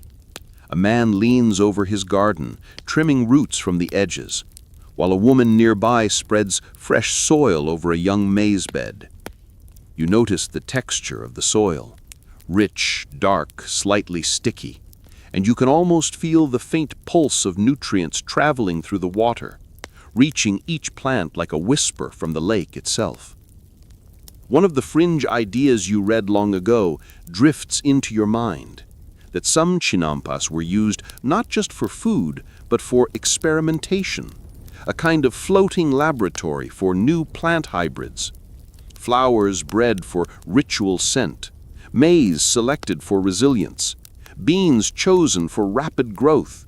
Each plot was a test, each gardener a researcher centuries ahead of modern horticulture. It's easy to imagine them whispering advice to their children. Notice how this plant bends toward the sun, or the water carries the nutrients best when you stir it gently. Science and art intertwined so seamlessly that the line between daily survival and divine practice became almost invisible. You notice a small bridge arching over a canal ahead, its carved stone edges smooth from years of foot traffic. People cross in both directions, merchants carrying trays of cooked maize, priests with baskets of flowers, children running to deliver messages between families. Even in this bustling passage, the water below remains calm, reflecting their movements in perfect symmetry. You lean over to touch the surface, and the reflection shimmers, breaking into tiny diamonds that glide along the current. Historians still debate how urban planning was enforced in Tenochtitlán. Some argue that strict regulations dictated where chinampas could be built and how canals were maintained, while others suggest that social norms, family ties, and local councils maintained the order without the need for rigid rules. Whatever the truth, you can see how it worked. Even the narrowest canal feels wide enough, every garden secure, every path clearly defined. The city hums with quiet, efficient order. Your gaze falls on a canoe laden with flowers drifting gently toward the temple quarter. The priest waiting there raises his arms and scatters petals into the water, sending the blossoms spinning downstream like tiny suns. You remember the first time you saw this gesture in your mind. It's as much ritual as it is aesthetic, a quiet offering to the lake and its unseen spirits. The petals twirl in the current, sometimes sticking to the edges of chinampas, sometimes spinning free toward the wider canals. You could imagine the gods themselves pausing to admire the dance. A small child paddles past, laughing, with her older brother guiding the canoe behind her. They carry baskets of maize and flowers to the local market, navigating the intricate maze of canals with a skill that suggests they were born knowing every twist and turn. You watch them for a while, fascinated by the confidence in their movements. Every step, every paddle stroke is a lesson in balance and patience. You realize that the Aztecs approached even the smallest tasks with a mix of care and pride, whether it was weaving baskets, trimming the edges of a chinampa, or loading a canoe with delicate flowers. You drift toward a larger, rectangular chinampa, one that seems to rise slightly higher than the rest. A family works here with quiet focus, a mother planting beans in neat rows, a father pruning small flowering shrubs, and children harvesting tiny shoots of maize. You notice the texture of the soil, rich, dark, slightly sticky, and you can almost feel the faint pulse of nutrients traveling through the water, reaching each plant like a whisper from the lake itself. One of the fringe ideas you read long ago seems to align perfectly with the Aztec approach to life. Every resource had multiple purposes, and every garden was a small ecosystem of food, medicine, and ritual. Even small flowers had value beyond their beauty. They could attract pollinators, hide insects that threatened crops, or provide ingredients for herbal remedies. As you drift along, the sun climbs higher. The light glances off the water, bouncing onto the undersides of floating platforms. You see a man balancing on the edge of his chinampa, shoving a long wooden pole into the water to check for weak spots in the foundation. The technique is surprisingly precise. Tap, lift, listen, repeat. You realize this practice, honed over generations, was a subtle mix of engineering, intuition, and observation. A gentle breeze stirs the canals, and you watch the reflections ripple and twist. Ducks and coots slip past silently, sending small waves in their wake. The smell of fresh mud, flowers, and roasted maize drifts over the water, creating a sensory orchestra that feels both grounding and surreal. It's almost hypnotic. You can see why someone could drift here for hours and lose all sense of time. Historians still argue whether the Aztecs' use of aquatic crops like watercress or certain algae was widespread or limited to experimental plots. Some think these crops were a crucial supplement to maize and beans, while others suggest they were consumed mostly by elite families or for ritual purposes. Either way, the versatility of the chinampas is undeniable. They weren't just farms, they were microcosms of innovation, survival, and daily life, floating delicately atop a lake that had been both a blessing and a hazard. You drift past a small shrine built at the tip of a chinampa. Tiny offerings of flowers, cacao, and feathers float in the water, each placed with meticulous care. A priest murmurs a quiet prayer, and you can hear the soft splash of petals settling on the surface. There's a certain rhythm here, a pattern of life, work, and ritual that flows together so seamlessly it almost feels like magic. You lean over the side of your canoe, letting your hand hover just above the water, imagining the gentle tug of the current carrying offerings to unseen spirits beneath the lake. By late morning, the city begins to hum with even more energy. Canoes, packed with produce, flowers, and small animals, glide through the canals in every direction.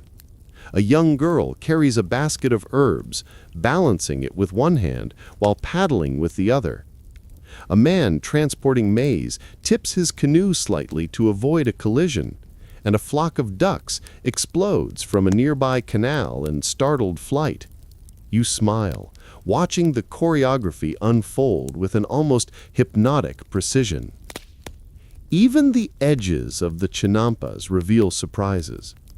Small flowering shrubs grow alongside maize stalks, attracting bees and butterflies that flit from plant to plant, maintaining the delicate ecological balance. Tiny fish dart beneath the water's surface, feeding on larvae that might otherwise harm the crops. Every element interacts with another in an elegant feedback loop, and you feel the faint thrill of understanding that the Aztecs didn't just build gardens, they built self-sustaining ecosystems. And as you drift, you realize that what seems like chaos to an outsider is actually meticulous order. There's a rhythm here, a breath of water, a nod to the gods, a step forward, a paddle stroke, all contributing to a city that thrives atop water, alive, balanced, and utterly human.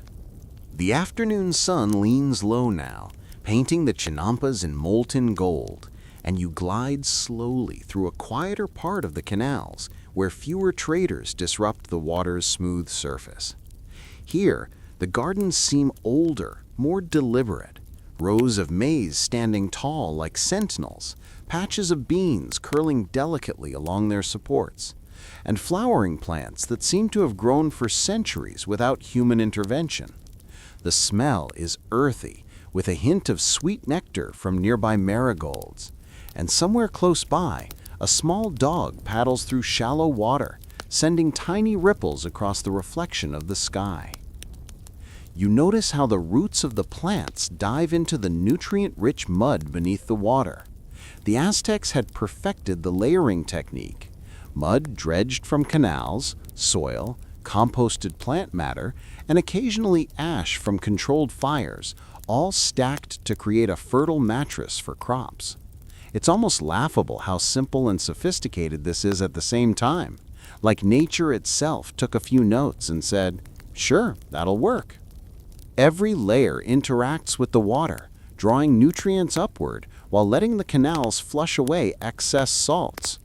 You can almost hear the hum of the ecosystem, subtle and consistent, like the heartbeat of a slumbering giant.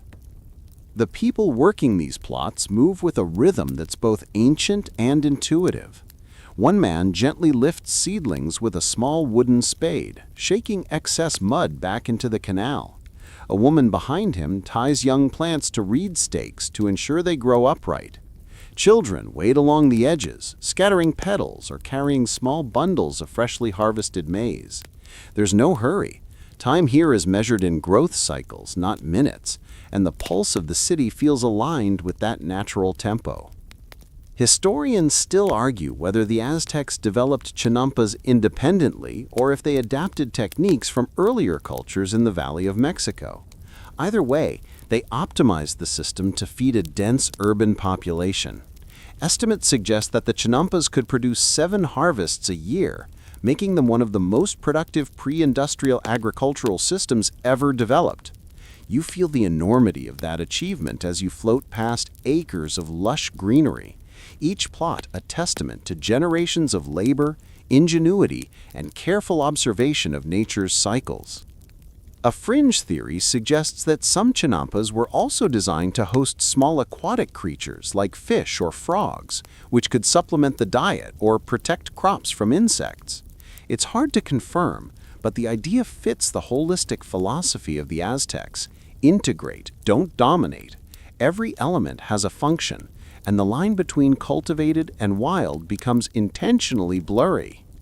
You watch a group of women floating toward the market, balancing shallow baskets of flowers on their heads while maneuvering their canoes with astonishing precision. One of them accidentally brushes against a reed, and a single orange marigold floats free, spinning like a tiny sun in the water. A child paddling nearby scoops it up with a small hand and places it back in the basket. You can't help but smile. Even minor mishaps here seem woven into the rhythm of daily life, absorbed rather than punished.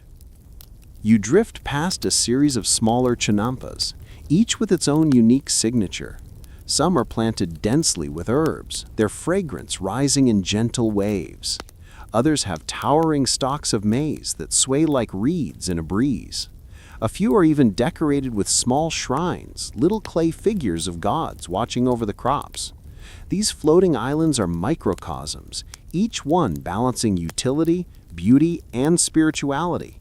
It's tempting to think of them as living art projects, with farmers as both caretakers and artists. The canals themselves are just as vital as the gardens. Their construction is ingenious, narrow enough to allow easy navigation by canoe, but wide enough to ensure constant water circulation.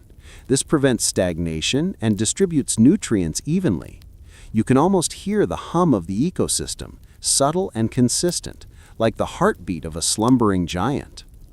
Historians still debate how much labor went into maintaining the chinampas compared to the amount needed to simply grow crops. Some suggest that communal work parties rotated responsibility, keeping the system sustainable over generations. Others argue that labor was tightly controlled by the state, with taxes and tribute enforcing maintenance. Whatever the case, you can imagine entire families, neighbors, and perhaps even visiting tribute workers spending weeks reinforcing edges, dredging channels, and planting seeds, all synchronized to the ebb and flow of water, sun, and season. You glide further and notice a larger chinampa, rectangular and almost perfect in its proportions.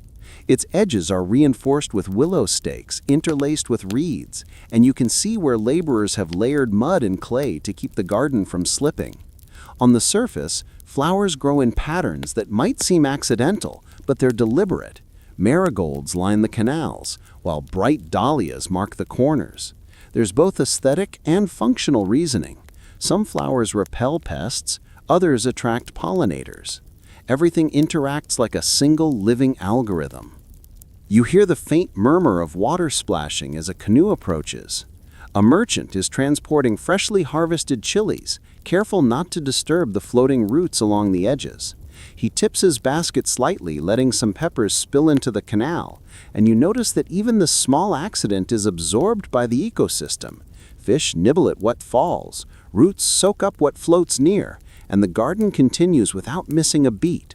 You can't help but marvel at how forgiving this system is, how it accommodates both human error and natural whimsy. Nearby, a woman is harvesting amaranth, the grain gently stripped from its stalks by hand. Children assist, their small fingers brushing seeds into woven baskets. The grains will be used for food, ritual, or trade, depending on the season and need. You realize that the Aztecs treated every crop as multifunctional: sustenance, ceremonial offerings, and even currency. Every harvest carried layered significance, and the chinampas provided the means to satisfy all these needs without draining the lake or exhausting the soil. A small priest appears on a nearby platform holding a basket of flowers. He murmurs a short blessing and releases a few petals into the canal. You watch them drift gently downstream, a quiet reminder that even in the midst of daily labor, spirituality threads through life here. The water carries the petals, nutrients, and prayers alike. The Aztecs seem to understand that humans, plants, water, and spirits exist in continuous conversation, each influencing the other, each dependent on balance. French historians suggest that the meticulous planning of chinampas may have influenced Aztec social structure as well. Perhaps the organization of gardens, canals, and work rotations mirrored the structure of families, neighborhoods, and the empire itself. You can almost see it, the city functioning like a giant organism, each individual playing a vital role in maintaining the equilibrium of water, food, and social harmony. As the sun climbs higher, the reflections on the water sparkle like countless tiny stars. Ducks and coots dive and skim, sending concentric ripples outward, and dragonflies hover above, occasionally dipping to catch insects. You pause, taking in the intricate choreography of life. Every movement seems measured, yet effortless, as though the universe itself had devised this perfect balance and then entrusted humans to maintain it. Even the smallest details reveal elegance. A reed slightly bent by wind, the gentle sway of a willow, a heron's careful landing. The gardens themselves are resilient. Should a stalk break or a canal overflow, the plants adjust. Nature bends, and humans adjust in response. The harmony between them is the hallmark of the chinampas' enduring genius. You glide silently, absorbing the depth of the system. It is more than agriculture, it is a testament to patience, observation, and respect. It is a city breathing through water, a society thriving in equilibrium. And somewhere deep within, you understand why centuries later people would still marvel at Tenochtitlán and its miraculous gardens, floating endlessly across a lake that refuses to sink beneath them. The afternoon wanes, and a gentle haze begins to settle over the canals, softening the edges of the chinampas and blurring the horizon where the city meets the sky. You glide along silently, the paddle moving through water with minimal disturbance, letting the current guide you. The air carries a mixture of scents, the faint saltiness of the lake, the earthy richness of soil, the sharp tang of flowers, and the subtle smoke from distant cooking fires.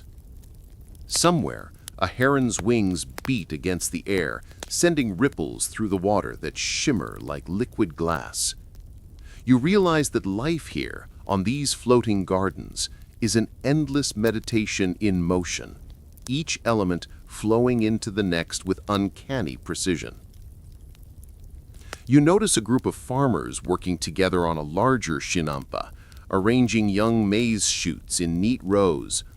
Their movements are synchronized, almost choreographed. One lifts, another places, a third packs the soil around the roots, and all with minimal words exchanged.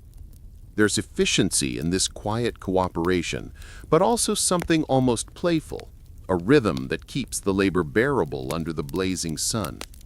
You can imagine them exchanging jokes about missing roots or stubborn reeds, subtle humor to break the monotony of hard work. Here's a mainstream historical fact. Chinampas were often separated by canals, just 2 or 3 meters wide, creating a dense network that allowed boats to pass easily. This design was both practical and strategic. The narrow canals provided access for canoes while maximizing planting space, and the dense layout reduced soil erosion. The Aztecs managed to cultivate tens of thousands of acres this way, feeding a population estimated at 200,000 or more in the heart of Tenochtitlán alone. It's a staggering figure, comparable to entire modern cities relying on highly industrialized farming, yet achieved purely through human ingenuity and intimate knowledge of the lake ecosystem. But it's not just about food. A fringe detail that often fascinates visitors is that some chinampas doubled as botanical experiments. Certain sections were dedicated to cultivating rare flowers and medicinal herbs, sometimes for ritual purposes, sometimes for experimentation with soil and water techniques. You can picture these plots as living laboratories, with the farmers observing growth patterns, testing fertilization techniques, and adjusting irrigation, all while maintaining the main crop cycles. It's science, art, and ritual combined seamlessly. Historians still argue whether the Aztecs intended the chinampas primarily for subsistence or if they were also a symbol of imperial control, essentially demonstrating, in a quiet but visible way, the empire's mastery over nature. Either interpretation seems plausible when you watch the coordinated activity, the careful engineering of dikes and canals, and the precision with which every floating garden is tended. It's hard not to admire both the efficiency and the elegance of the system simultaneously. As you drift past one canal, you spot an elderly man guiding a small canoe laden with marigold baskets. He dips his hand into the water, letting the current brush over his skin, and you catch a glimpse of how intimately he knows every inch of the canal. You imagine he could paddle blindfolded and still navigate the labyrinth with the same skill. Children follow, trailing baskets of young maize or bundles of herbs, learning from elders in a slow, patient apprenticeship that ensures the knowledge of chinampa maintenance passes from generation to generation. The design of the chinampas themselves is remarkable. Each is reinforced with woven reeds along the edges, layered with mud, clay, and decaying vegetation to create a buoyant yet stable platform. Over time, roots from trees planted at the corners, typically achiote willows, anchor the soil, knitting the chinampa to the lakebed. It's a low-tech yet highly effective solution, proving that you don't need modern machinery to engineer a sustainable agricultural system. You lean closer to the water in your mind, imagining the roots snaking beneath, unseen but vital, holding everything in place as the sun warms the surface above. You notice that the rhythm of the day on the chinampas mirror natural cycles. The work intensifies in the morning when the sun is low and manageable, slows at midday when heat forces a pause, and picks up again as the afternoon shadows stretch. Water birds drift lazily between plots, Fish dart beneath the surface, and occasional insects buzz through the air. You realize that the Aztecs weren't fighting nature, they were harmonizing with it. The canals, soil, plants, and humans coexisted in a symphony of interdependence, each element relying on the other for balance and productivity. A quirky tidbit floats into your mind. Some historians suggest that children learned the principles of floating agriculture almost like a game.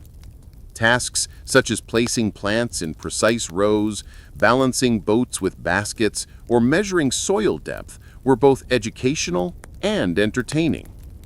You can imagine a young boy or girl learning patience and coordination while feeling the gentle sway of the canal beneath them. Every misstep becomes a lesson, every success a quiet triumph. Historians still debate whether the techniques used on chinampas could have been scaled to other regions, or if they were uniquely suited to the shallow lakes of the Valley of Mexico. Either way, the ingenuity is undeniable. The Aztecs had mastered the delicate balance between human ambition and environmental constraints. They weren't just farming, they were negotiating with the lake, respecting its moods and leveraging its resources to sustain one of the largest cities in the pre-Columbian Americas. As you continue drifting, the sun lowers further, casting long, dappled reflections across the water. You pass small shrines on the chinampas, their offerings of flowers, cacao, and feathers catching the golden light. Priests murmur softly, and the air is rich with the scent of incense. You feel a sense of calm settle over you, a recognition that these gardens were not just practical. They were spiritual, political, social, and ecological all at once. The Aztecs lived within a framework where agriculture and reverence, utility and ritual flowed together naturally, like the water that carries petals down the canals. You pass a family harvesting amaranth, their hands delicate yet skilled. Seeds spill into baskets, some drifting into the canal, and fish dart to snatch them before they settle. You pause to watch this small, lively interaction, a reminder that even minor details in this ecosystem ripple outward, benefiting both humans and wildlife. It's easy to see how the Aztecs developed a sense of respect for water, land, and labor. It's embedded in every inch of their environment. Fringe scholars sometimes point out that the chinampas may have influenced Aztec social organization as much as they did agriculture. The cooperative labor, rotational maintenance, and communal oversight required to maintain these gardens could have reinforced social cohesion, teaching citizens the importance of collaboration and accountability. Perhaps the canals and gardens weren't just feeding bodies, they were shaping minds and social bonds. You glide past another canal junction where three small boats converge. The operators navigate with quiet gestures, avoiding collisions as though by instinct. You notice how the width of the canals, the spacing of the chinampas, and the flow of water all contribute to a kind of natural traffic control, ensuring smooth movement throughout the city. It's elegant, effortless, and entirely human-engineered. As the sun begins its slow descent, casting long shadows across the water, you pause to absorb the sight of a chinampa bathed in amber light. Every stalk, every flower, every ripple seems to hum with quiet life. You feel a profound respect for this system that functioned so seamlessly for centuries, long before mechanized agriculture existed. It's a marvel of observation, patience, and cooperation. Even now, centuries later, some of these chinampas survive in Xochimilco, preserved as a living reminder of the Aztecs' genius. Tourists drift along in brightly painted trajineras, unaware that beneath their colorful hulls lies a system older than most modern nations, a system that once sustained a vast metropolis through nothing more than ingenuity, labor, and intimate understanding of nature. You breathe deeply, inhaling the soft scent of mud, water, and flowers, feeling the faint sway of the canoe beneath you. It's a lullaby in motion, a rhythm that has persisted through centuries. And you realize, drifting here, that the true magic of Tenochtitlán wasn't in its temples or markets. It was in these floating gardens, the heart and lungs of a city that never stopped learning from the water. The late afternoon settles into a softer amber glow, and you feel as though the entire city of Tenochtitlan is exhaling. The canal water glimmers with a golden shimmer, reflecting clouds that stretch lazily across the sky, and the occasional paddle stroke sends a delicate ripple that momentarily disturbs the surface before it settles again. You glide through a quieter sector of chinampas, where the rhythm of life slows, revealing subtleties that daytime bustle can easily obscure. Tiny insects skim the water's surface, darting between floating petals, while minnows twist beneath, invisible but present. The air carries a faint mixture of wet earth, flowers, and the distant smoke of cooking fires. You feel a peculiar sense of timelessness here, as if every element, the water, soil, plants, and humans, has synchronized into a single, breathing organism.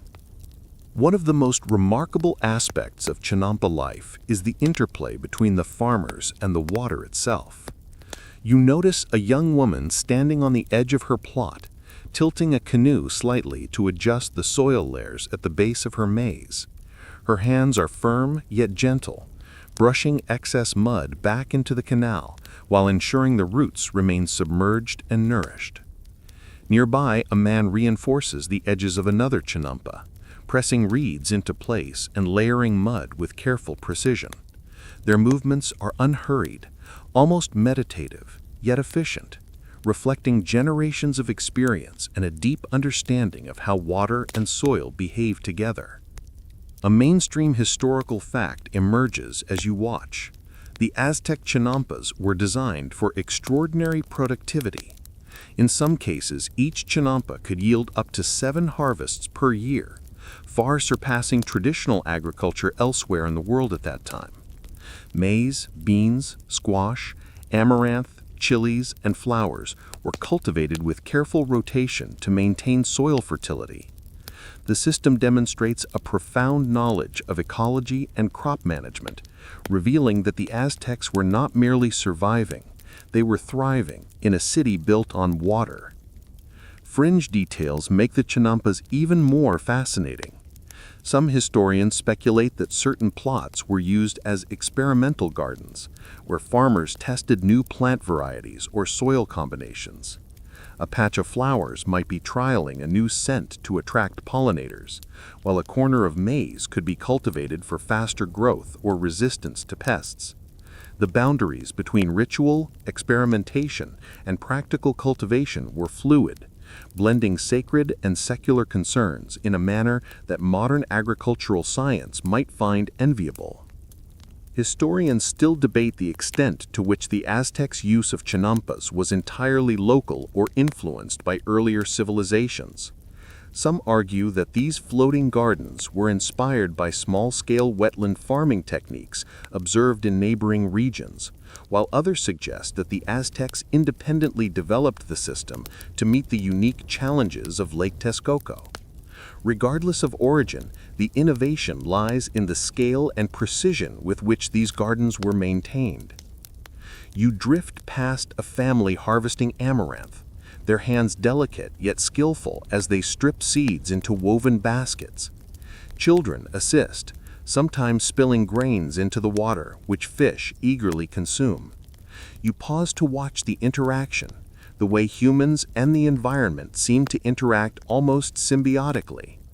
Every action, from planting to harvesting, is designed to accommodate the water rather than dominate it, a lesson in balance and subtlety that feels almost poetic.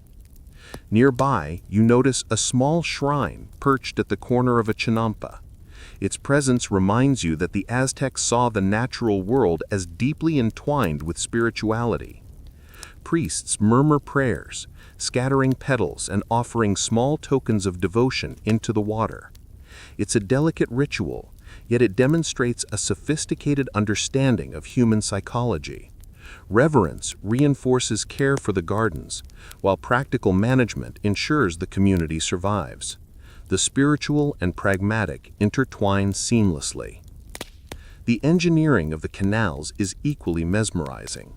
Some are narrow and winding, guiding canoes with gentle curves, while others are slightly wider, allowing for larger transport vessels carrying produce to market. Water flows steadily, regulated by dikes, sluices, and carefully maintained channels. You can almost hear the soft sigh of water navigating its course, a living circulatory system feeding both humans and plants. Historians still argue how much of this hydrological system was centralized under imperial oversight versus maintained by local families. Either way, the result is impeccable. Water moves efficiently, nutrients distribute evenly, and canals remain navigable year-round. A quirky detail catches your eye.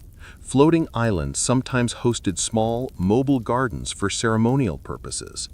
Tiny shrines or clusters of flowers could be temporarily anchored in the water, drifted through canals during festivals, or positioned for offerings to lake deities. You imagine the vibrant scene during one of these celebrations, petals twirling in the water, prayers whispered, and canoes maneuvering with grace around these transient floral islands.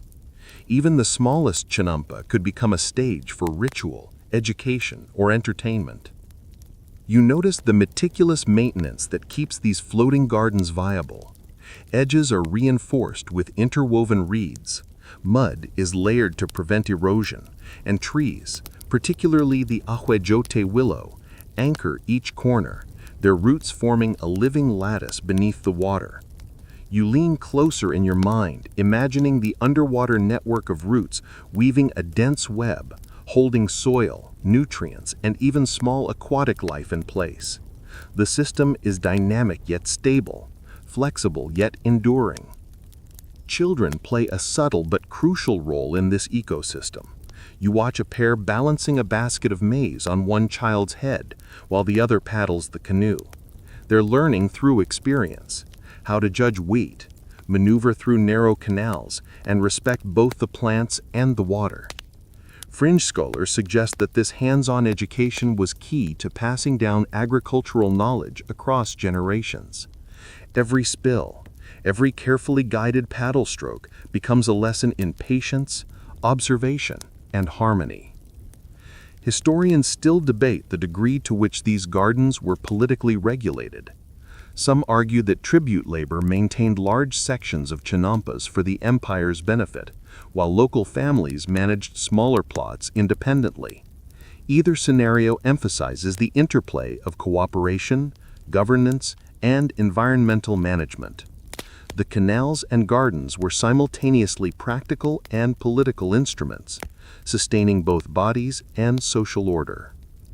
As you drift, the golden light of late afternoon turns deeper, casting elongated shadows across the water.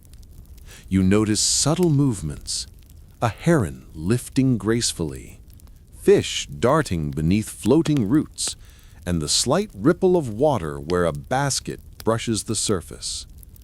The interplay of light, water, and life feels almost hypnotic.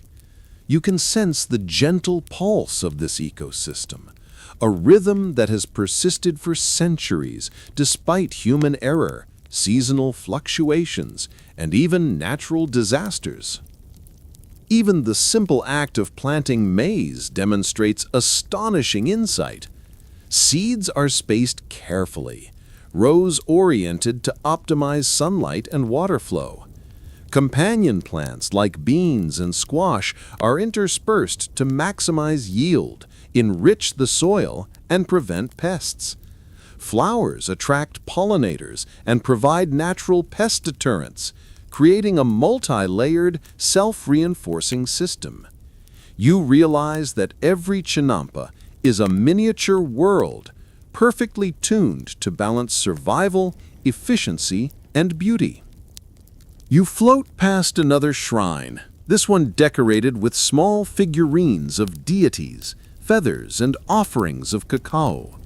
A priest murmurs prayers, scattering petals into the water. You pause, imagining the petals drifting downstream, carried by the gentle current, feeding both the spirit and the ecosystem. It's easy to see why the Aztecs considered water sacred. It literally carried life, both physical and spiritual, across the city. As the day drifts toward evening, the shadows deepen further, and the canal's surface turns from gold to soft copper. The hum of life continues unabated. Boats glide, roots sway, birds call, but the energy feels softer now, more contemplative. You float along, sensing the seamless integration of people, plants, and water, marveling at a civilization that not only survived on water, but thrived because of it. Even today, these principles resonate. Modern ecologists study chinampas for lessons in sustainable agriculture, biodiversity, and water management. You realize that what the Aztecs achieved wasn't merely feeding a city, it was creating a self-sustaining system that harmonized human activity with the natural world, centuries ahead of its time. The light has softened into a gentle orange glow, signaling the approach of evening, and you drift slowly through the intricate lattice of canals, letting the chinampas guide you deeper into the quieter corners of Tenochtitlán. The air carries a coolness now, mingled with the earthy scent of damp soil and the lingering perfume of flowers. You hear the faint flap of herons settling for the night and the distant hum of human activity winding down after a day of labor. It's here, in this tranquil half-light, that the subtle genius of the floating gardens becomes most apparent. You see, for a city built on water, balance was everything, not just in farming, but in life itself. You notice the way each chinampa maintains its edges.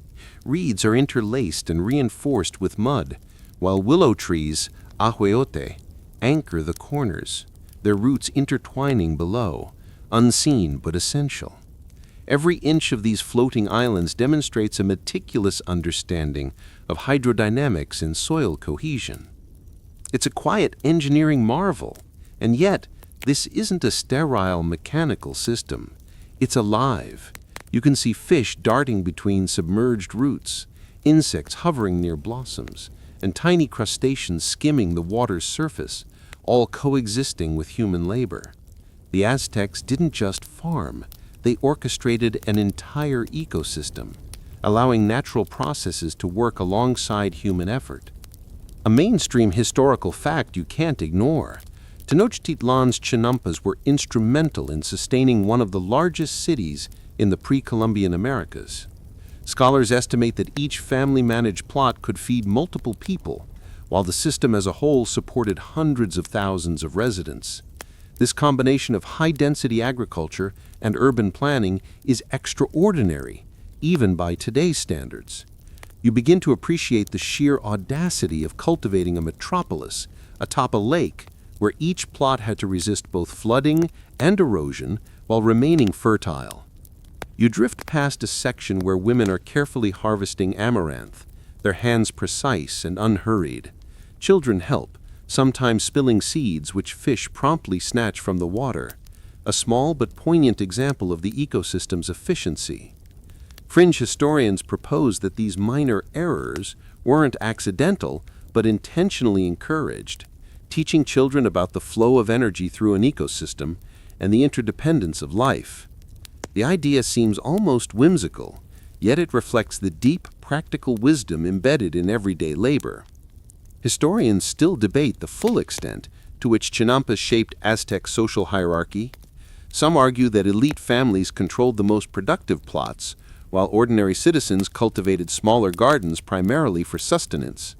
Others suggest that communal management of the canals and chinampas reinforced social cohesion, teaching cooperation and shared responsibility. Either way, the floating gardens were more than agriculture. They were a social institution, reflecting and shaping the very structure of Tenochtitlan. You glide past a small shrine nestled at the edge of a chinampa. Tiny offerings of flowers, cacao, and feathers drift into the water, carried gently by the current. A priest murmurs a blessing, scattering petals in deliberate arcs. You watch them spin and twist, merging with the natural rhythm of the canal, a quiet reminder that for the Aztecs, spirituality and agriculture were inseparable. Ritual wasn't just ceremony, it reinforced attention, care, and respect for the environment, creating a cycle of devotion that literally nourished the gardens. The engineering marvel of chinampas continues to impress as you move further. Some plots are smaller and rectangular, while others are larger and irregular, designed to accommodate water flow and maximize planting area. Narrow canals weave between them, allowing canoes to transport food, flowers, and offerings efficiently. The water flows steadily, regulated by dikes and sluices, ensuring that nutrients are distributed evenly and that sediment doesn't accumulate excessively. It's a system both delicate and robust, a balance between human control and natural processes. A quirky observation strikes you.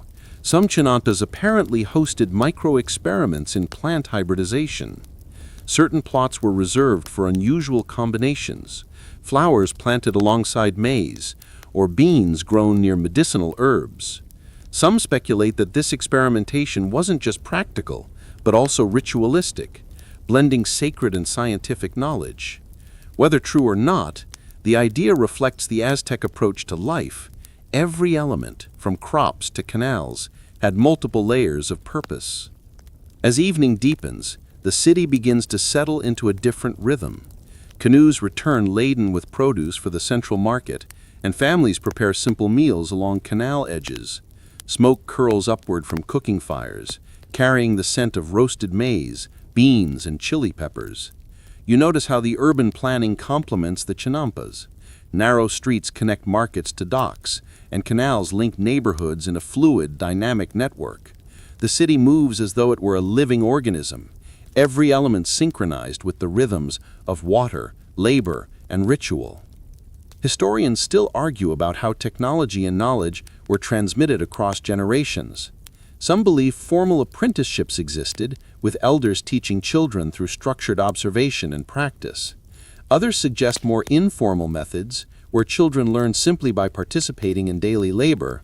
Either way, it's clear that knowledge of the chinampa system was carefully preserved and continuously refined over centuries.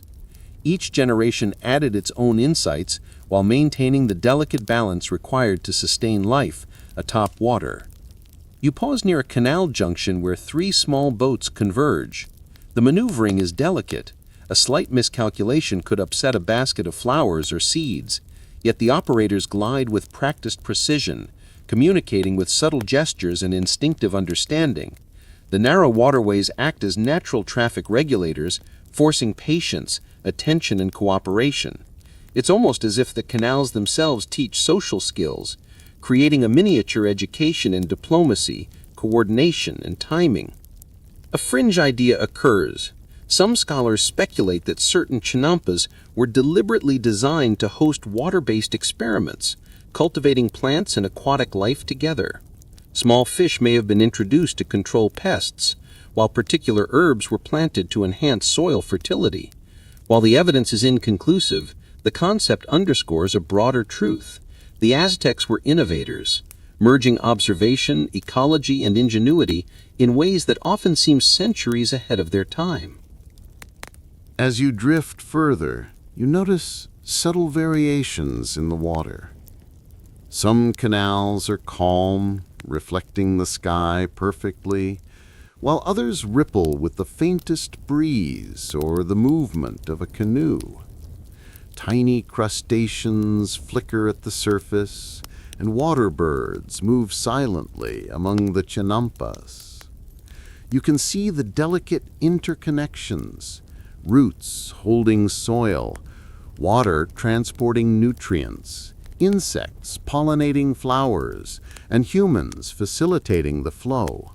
It's a living tapestry, every element influencing the next in an intricate web of interdependence. You come upon a particularly large chinampa, reinforced with extra layers of mud and clay.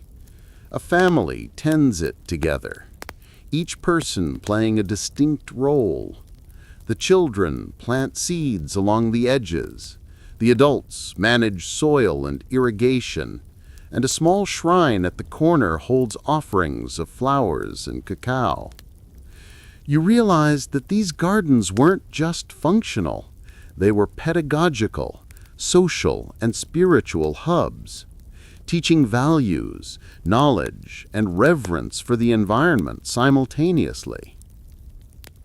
As twilight deepens, the reflections on the water turn from amber to a soft rose, and you feel the canal's rhythm slowing in response to the setting sun. The hum of life continues. Boats glide quietly, roots sway gently, and birds call to each other. But the energy is more introspective, a moment of rest after a day of harmony and productivity. You understand why someone might feel hypnotized, drifting through these gardens, sensing centuries of accumulated knowledge and quiet devotion. Even as the Aztec Empire eventually fell, the legacy of the chinampas persists. Some sections of Xochimilco still survive today, a living testament to ingenuity, balance, and careful observation.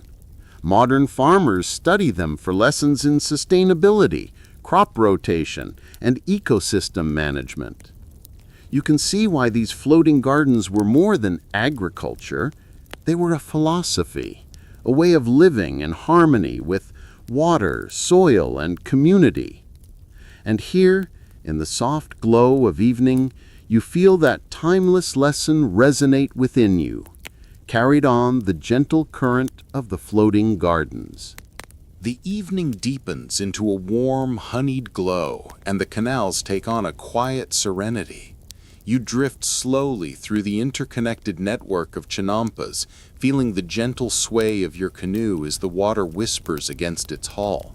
The surface glimmers with the reflection of the dimming sky, interrupted only by the occasional ripple from a fish darting below or the subtle movement of a heron lifting into the air. It's as if the city itself is exhaling, the frantic energy of midday settling into a soft rhythm, and you find yourself noticing details the daylight obscured. The delicate arrangement of flowers along canal edges, the intricate weaving of reeds reinforcing a chinampa's boundary, the faint scent of wet soil mingling with the subtle sweetness of marigolds. You pass a cluster of smaller chinampas, each cultivated meticulously. A young woman trims the roots of her maize, ensuring that excess mud doesn't cloud the surrounding water, while nearby, a man stacks bundles of beans neatly into his canoe. Children wade along edges, carrying small baskets or playfully nudging floating petals back into place. You realize that this seemingly effortless flow of activity masks years of learning, tradition, and careful observation. The Aztecs perfected a balance of human labor and natural processes, creating a system that nurtured both crops and community. A mainstream historical fact underscores this genius. The Aztec chinampas were capable of producing multiple harvests per year, sometimes up to 7 in ideal conditions. Crops such as maize, beans, squash, and amaranth thrived alongside flowers, medicinal herbs, and even experimental plants. This level of productivity allowed Tenochtitlán to sustain a large population in a relatively confined area, a feat unparalleled in pre-industrial civilizations. Floating gardens were not merely agricultural plots, they were lifelines for the city, carefully engineered to maximize fertility, water management, and space efficiency. A fringe tidbit adds intrigue. Some scholars propose that chinampas were also used to cultivate algae and small aquatic plants that could supplement food supplies or even serve medicinal purposes. Though the evidence remains inconclusive, The idea fits the holistic approach of the Aztecs, who often integrated multiple functions into a single space. Every element of a chinampa, soil, water, plants, and even human labor, was considered part of a delicate, interconnected system. Historians still debate whether the layout of the chinampas was strictly regulated by the state or maintained largely through communal cooperation. Some argue that central authorities dictated the dimensions, spacing, and labor for each garden to maximize output, while others believe families managed their own plots under loose oversight. Regardless, the outcome was a city that thrived atop water, where social order, agriculture, and engineering harmonized beautifully. You drift past a large chinampa near a canal junction. It's reinforced with layers of reeds and mud, the edges slightly raised to prevent overflow, and small willow trees anchor the corners. A family works diligently, distributing tasks among adults and children. The adults focus on planting and soil maintenance, while the children balance baskets of harvested crops and help water young seedlings. Even in playful movements, they absorb lessons in patience, coordination, and ecosystem management, a subtle, hands-on education embedded into daily life. The interdependence of life here is mesmerizing. Fish dart beneath roots, consuming larvae and providing natural pest control. Insects flit among flowers, facilitating pollination. The reeds and willows stabilize the chinampas, preventing erosion while filtering water. Humans tend the crops, monitor the canals, and maintain the balance, ensuring that each layer of life supports the others. The system thrives not by dominance, but through careful observation and respect for the natural order. Fringe historians have suggested that the Aztecs may have deliberately experimented with intercropping patterns on chinampas, combining certain plants for their pest-repelling properties or soil enrichment effects. While definitive evidence is scarce, the practice aligns perfectly with what you can observe, a thoughtful integration of ecological knowledge into daily farming. Every plant, every row, every canal has a role beyond mere aesthetics or immediate sustenance. As twilight descends, the canal's water reflects the deepening colors of the sky, transforming into a palette of oranges, purples, and soft pinks. Ducks glide silently between chinampas, sending gentle ripples across the surface. A small heron lands delicately, its long legs creating subtle indentations in the shallow water, which momentarily disturb the reflection before settling again. You feel the rhythm of this ecosystem, a slow pulse that moves beyond human control, yet thrives in careful cooperation with human labor. The floating gardens demonstrate not only ingenuity, but also resilience. Even in the face of fluctuating water levels or unexpected storms, chinampas remained productive. Edges were reinforced, layers adjusted, and plant selection adapted to environmental conditions. Fringe scholars posit that some gardens may have been used to test new irrigation methods or plant varieties, essentially functioning as living laboratories. You can almost see the trial and error in motion, a stalk growing a little differently here, a patch of beans thriving there, an experiment in resilience quietly unfolding across the water.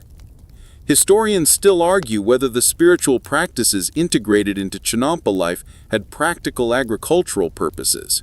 Some suggest that offerings, prayers, and small shrines were ritualistic acts that encouraged mindfulness and careful stewardship of resources. Others posit that the ceremonies reinforced social cohesion, reminding families of shared responsibility. Either way, you can see how the spiritual and pragmatic coexist seamlessly in this environment. You float past a particularly striking chinampa, rectangular and precisely maintained. Marigolds line the edges, while maize stalks stand tall in uniform rows, interspersed with amaranth and beans. Small clusters of flowers are scattered in seemingly decorative patterns, yet they serve ecological purposes, attracting pollinators, repelling pests, and enhancing soil quality. The design reflects a sophisticated understanding of multitasking within agriculture, where aesthetics, utility, and sustainability converge. The canals themselves act as the circulatory system of the city. Narrow enough for careful navigation, yet wide enough for transportation, they channel water, nutrients, and traffic efficiently. You notice how the layout naturally regulates boat movement, reducing collisions and easing the transport of goods. It's a form of traffic engineering embedded into daily life, a subtle yet vital part of the Chinampa ecosystem. Children continue their silent education on the canals. You watch them balancing baskets of crops, adjusting to the water's rhythm, and learning the intricate dance of maintaining equilibrium. Fringe historians suggest that this immersion in Chinampa life functioned as an early form of ecological literacy, teaching young Aztecs to respect, predict, and collaborate with their environment from a young age. Every spill, every careful paddle stroke, every minor mistake becomes a learning opportunity embedded in practical life. As the last light of day fades, the Chinampas settle into calm. The hum of water, the soft rustle of reeds, and the occasional bird call create a tranquil symphony. You drift among these floating islands, marveling at the seamless integration of human activity and ecological intelligence. The Aztecs had crafted a civilization that was deeply pragmatic yet remarkably harmonious, blending productivity, sustainability, spirituality, and education into an elegant, enduring network of life. Even centuries later, as modern boats and tourists navigate the remnants of these gardens in Xochimilco, the principles remain evident. Floating gardens were not just a way to grow food. They were a philosophy, a social framework, and a living testament to the art of coexistence with nature. You feel a quiet reverence as you glide through this twilight scene, sensing centuries of observation, care, and wisdom embedded in every ripple, root, and leaf.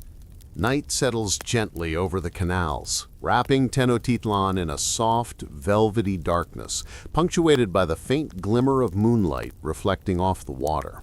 You glide slowly, the paddle moving with deliberate slowness, creating ripples that shimmer briefly before dissolving into the quiet.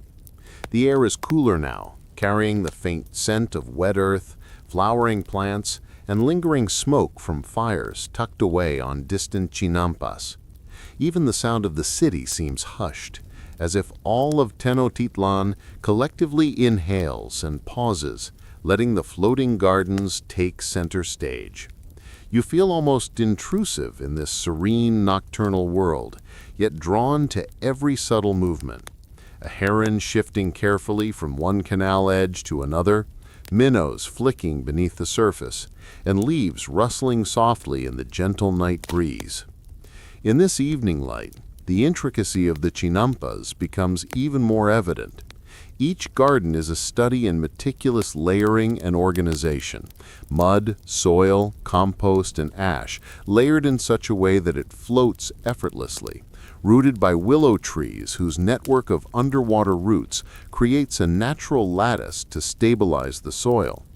You notice subtle differences between plots, some with flowering herbs meant to attract beneficial insects, others with dense maize and bean clusters arranged for optimal nutrient sharing. The Aztecs perfected a system that balanced human intention with ecological intelligence. It's impressive, almost poetic in its quiet precision. A mainstream historical fact to anchor your thoughts. Tenochtitlan, sustained by chinampas, was one of the largest cities in the pre-Columbian world. Tens of thousands of people relied daily on the productivity of these floating gardens, which allowed high-density urban life to flourish in the heart of a shallow lake.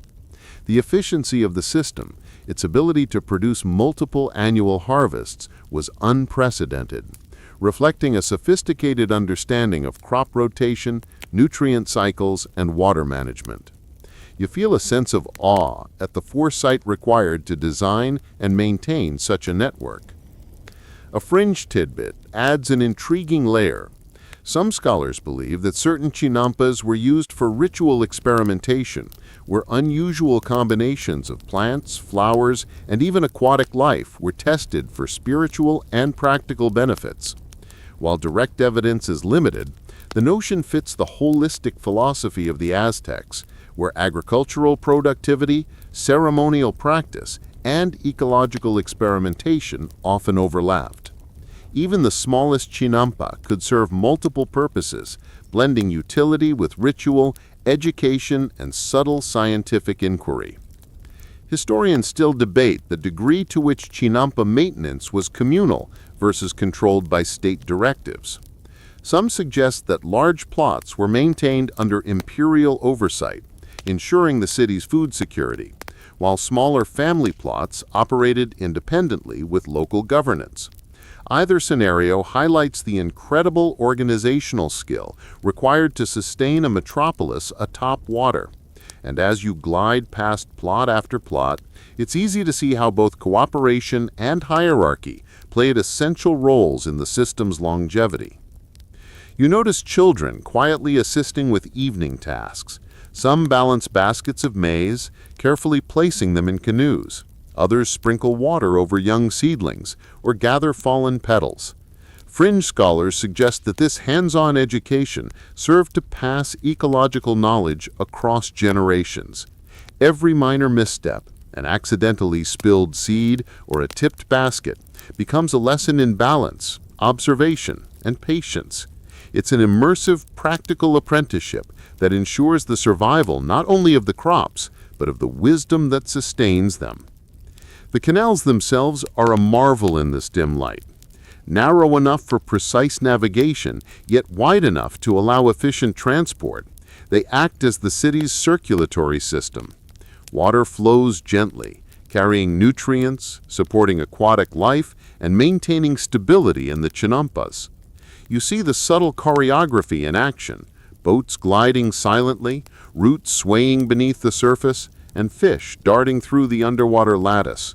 It's a dynamic system, alive yet meticulously organized, reflecting centuries of accumulated understanding. A quirky observation floats into your thoughts. Some scholars speculate that nighttime rituals included floating offerings along the canals, small shrines, and petals that drifted downstream as prayers. You imagine the glimmering petals moving gently in the moonlit water, carrying devotion and respect through the canals. Even in darkness, the Aztecs integrated spirituality and ecology, turning daily life into a continuous dialogue with their environment. As night deepens, you drift past a large chinampa where the shadows create dramatic contrasts. Tall maize stalks cast elongated silhouettes on the water, interspersed with clusters of flowering herbs. The edges of the plot, reinforced by intertwined reeds, glimmer faintly with dew. Here you see human effort and natural processes converging perfectly. Water nurtures soil, roots stabilize mud, and plants grow in careful harmony with one another. Even centuries later, this balance seems almost uncanny, a testament to careful observation, ingenuity, and respect for nature. Historians still debate the full extent of technological and botanical knowledge embedded in the chinampa system. Some argue that the Aztecs developed complex irrigation and soil management techniques comparable to modern practices, while others suggest that much of it was empirical knowledge passed down through observation and trial and error. Regardless, the result is undeniable: a sustainable, self-regulating ecosystem that could feed a city without exhausting the environment. You notice the subtle sounds of nocturnal life: frogs croaking, insects chirping, and the occasional splash of a fish. Ducks glide silently along the canals, and a heron lands softly on a distant chinampa. Every movement seems connected, part of a living network that harmonizes human activity with natural cycles. You feel a quiet sense of reverence for this equilibrium, understanding how much patience, care, and attention it took to maintain it over generations. Even in this hushed hour, the educational role of the chinampas is clear. Young Aztecs, working or playing alongside elders, absorb the rhythms of water and plant growth, learning to predict seasonal changes, manage soil fertility, and respect the life around them. Fringe historians suggest that this hands-on ecological literacy was as important as ritual or social hierarchy, shaping citizens who understood both the practical and spiritual dimensions of their environment. You glide past the final clusters of chinampas as moonlight begins to shimmer across the canals, illuminating the subtle textures of mud, reeds, and roots. The air is cooler now, carrying the faint smell of flowers and earth.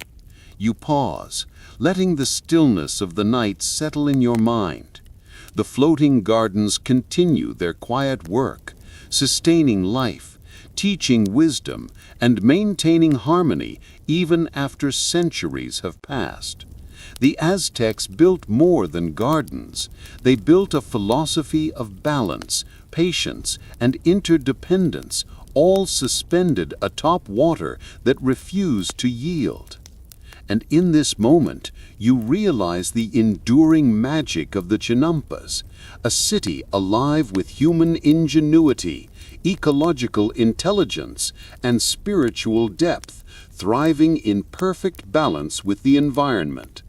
Even now, long after empires have fallen, the lessons of these floating gardens resonate, whispering through the water, the reeds, and the night air. The night has fully settled, and you allow yourself to drift slowly, letting the calm of the chinampas carry you deeper into the gentle rhythm of Tenochtitlán. Moonlight glimmers softly across the water, illuminating the edges of the floating gardens and casting long, serene reflections of reeds, willow trees, and flowers. The city feels suspended in time, a quiet meditation of light, water, and life. You breathe in slowly, letting the cool night air fill your lungs with the mingled scents of wet earth, blooming marigolds, and the faint smoke from distant cooking fires. Everything moves with deliberate slowness, and even the water seems to sigh in unison with you, its gentle currents rocking your canoe as if in lullaby. As you glide, you notice the faint, intricate details of the chinampas in this softer light. Roots twist beneath the surface, unseen yet vital, anchoring mud and soil to create buoyant platforms that can withstand both floods and the daily rhythm of human activity. Leaves and petals float gently, carried by currents, occasionally brushing against your canoe in tiny, reassuring taps. You realize that these gardens were far more than simple plots of agriculture. They were living, breathing systems, balancing growth, nourishment, and harmony with astonishing subtlety. The Aztecs did not merely work with the land, they collaborated with the water, learning its moods, its flows, and its quiet demands. The calm also invites reflection on the human dimension of this remarkable civilization. Families, children, and elders all played roles in sustaining the chinampas. Each task, no matter how small, contributed to the ecosystem. A child balancing a basket of maize, a farmer adjusting soil layers, a woman scattering petals or herbs to enrich the soil, all working in a quiet rhythm. You feel a sense of wonder at how knowledge and wisdom were transmitted here, through observation, participation, and repetition, quietly shaping generations of individuals who understood both the physical and spiritual worlds intimately. Even the smallest actions held significance, and even mistakes became lessons, teaching patience, adaptability, and reverence for the balance between humans and nature. You allow your mind to linger on the elegance of the canals themselves, winding like arteries through the heart of the city. They deliver nutrients, support aquatic life, and provide transportation, all while integrating seamlessly with the surrounding chinampas. Every ripple, every reflection, every subtle disturbance is part of a choreography perfected over centuries. You imagine how the moonlight must have glimmered over these same waters long ago, casting shadows that danced over maize, beans, and flowers, while families and priests tended their gardens with quiet devotion, offering prayers to both gods and earth. In this moment, the line between practical labor and ritual, between science and spirituality, blurs beautifully. As you continue drifting, the tranquility deepens, and the soft nocturnal sounds, frogs, insects, the occasional splash of a fish form a gentle symphony.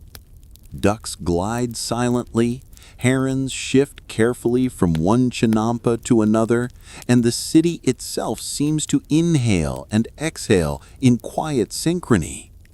You sense the centuries of accumulated observation and ingenuity, the patient experiments, and the careful stewardship that allowed these floating gardens to thrive. Even today, they endure in Xochimilco, a living reminder of a civilization that harmonized human life with water, soil, and the rhythms of nature in a way that feels almost sacred. Now the city rests, and so do you. Let your thoughts drift like the petals floating along the canals.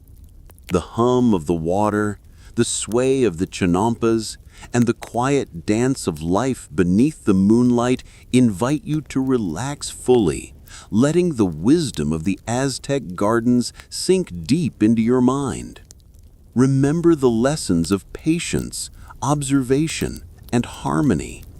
Feel the gentle rhythm of the world around you and allow it to carry you into sleep, a soft, flowing surrender to the calm that has nurtured life here for centuries. The floating gardens have shared their secret. Even in a world built on water, balance is possible, and beauty can flourish when you move gently with the current. End of script.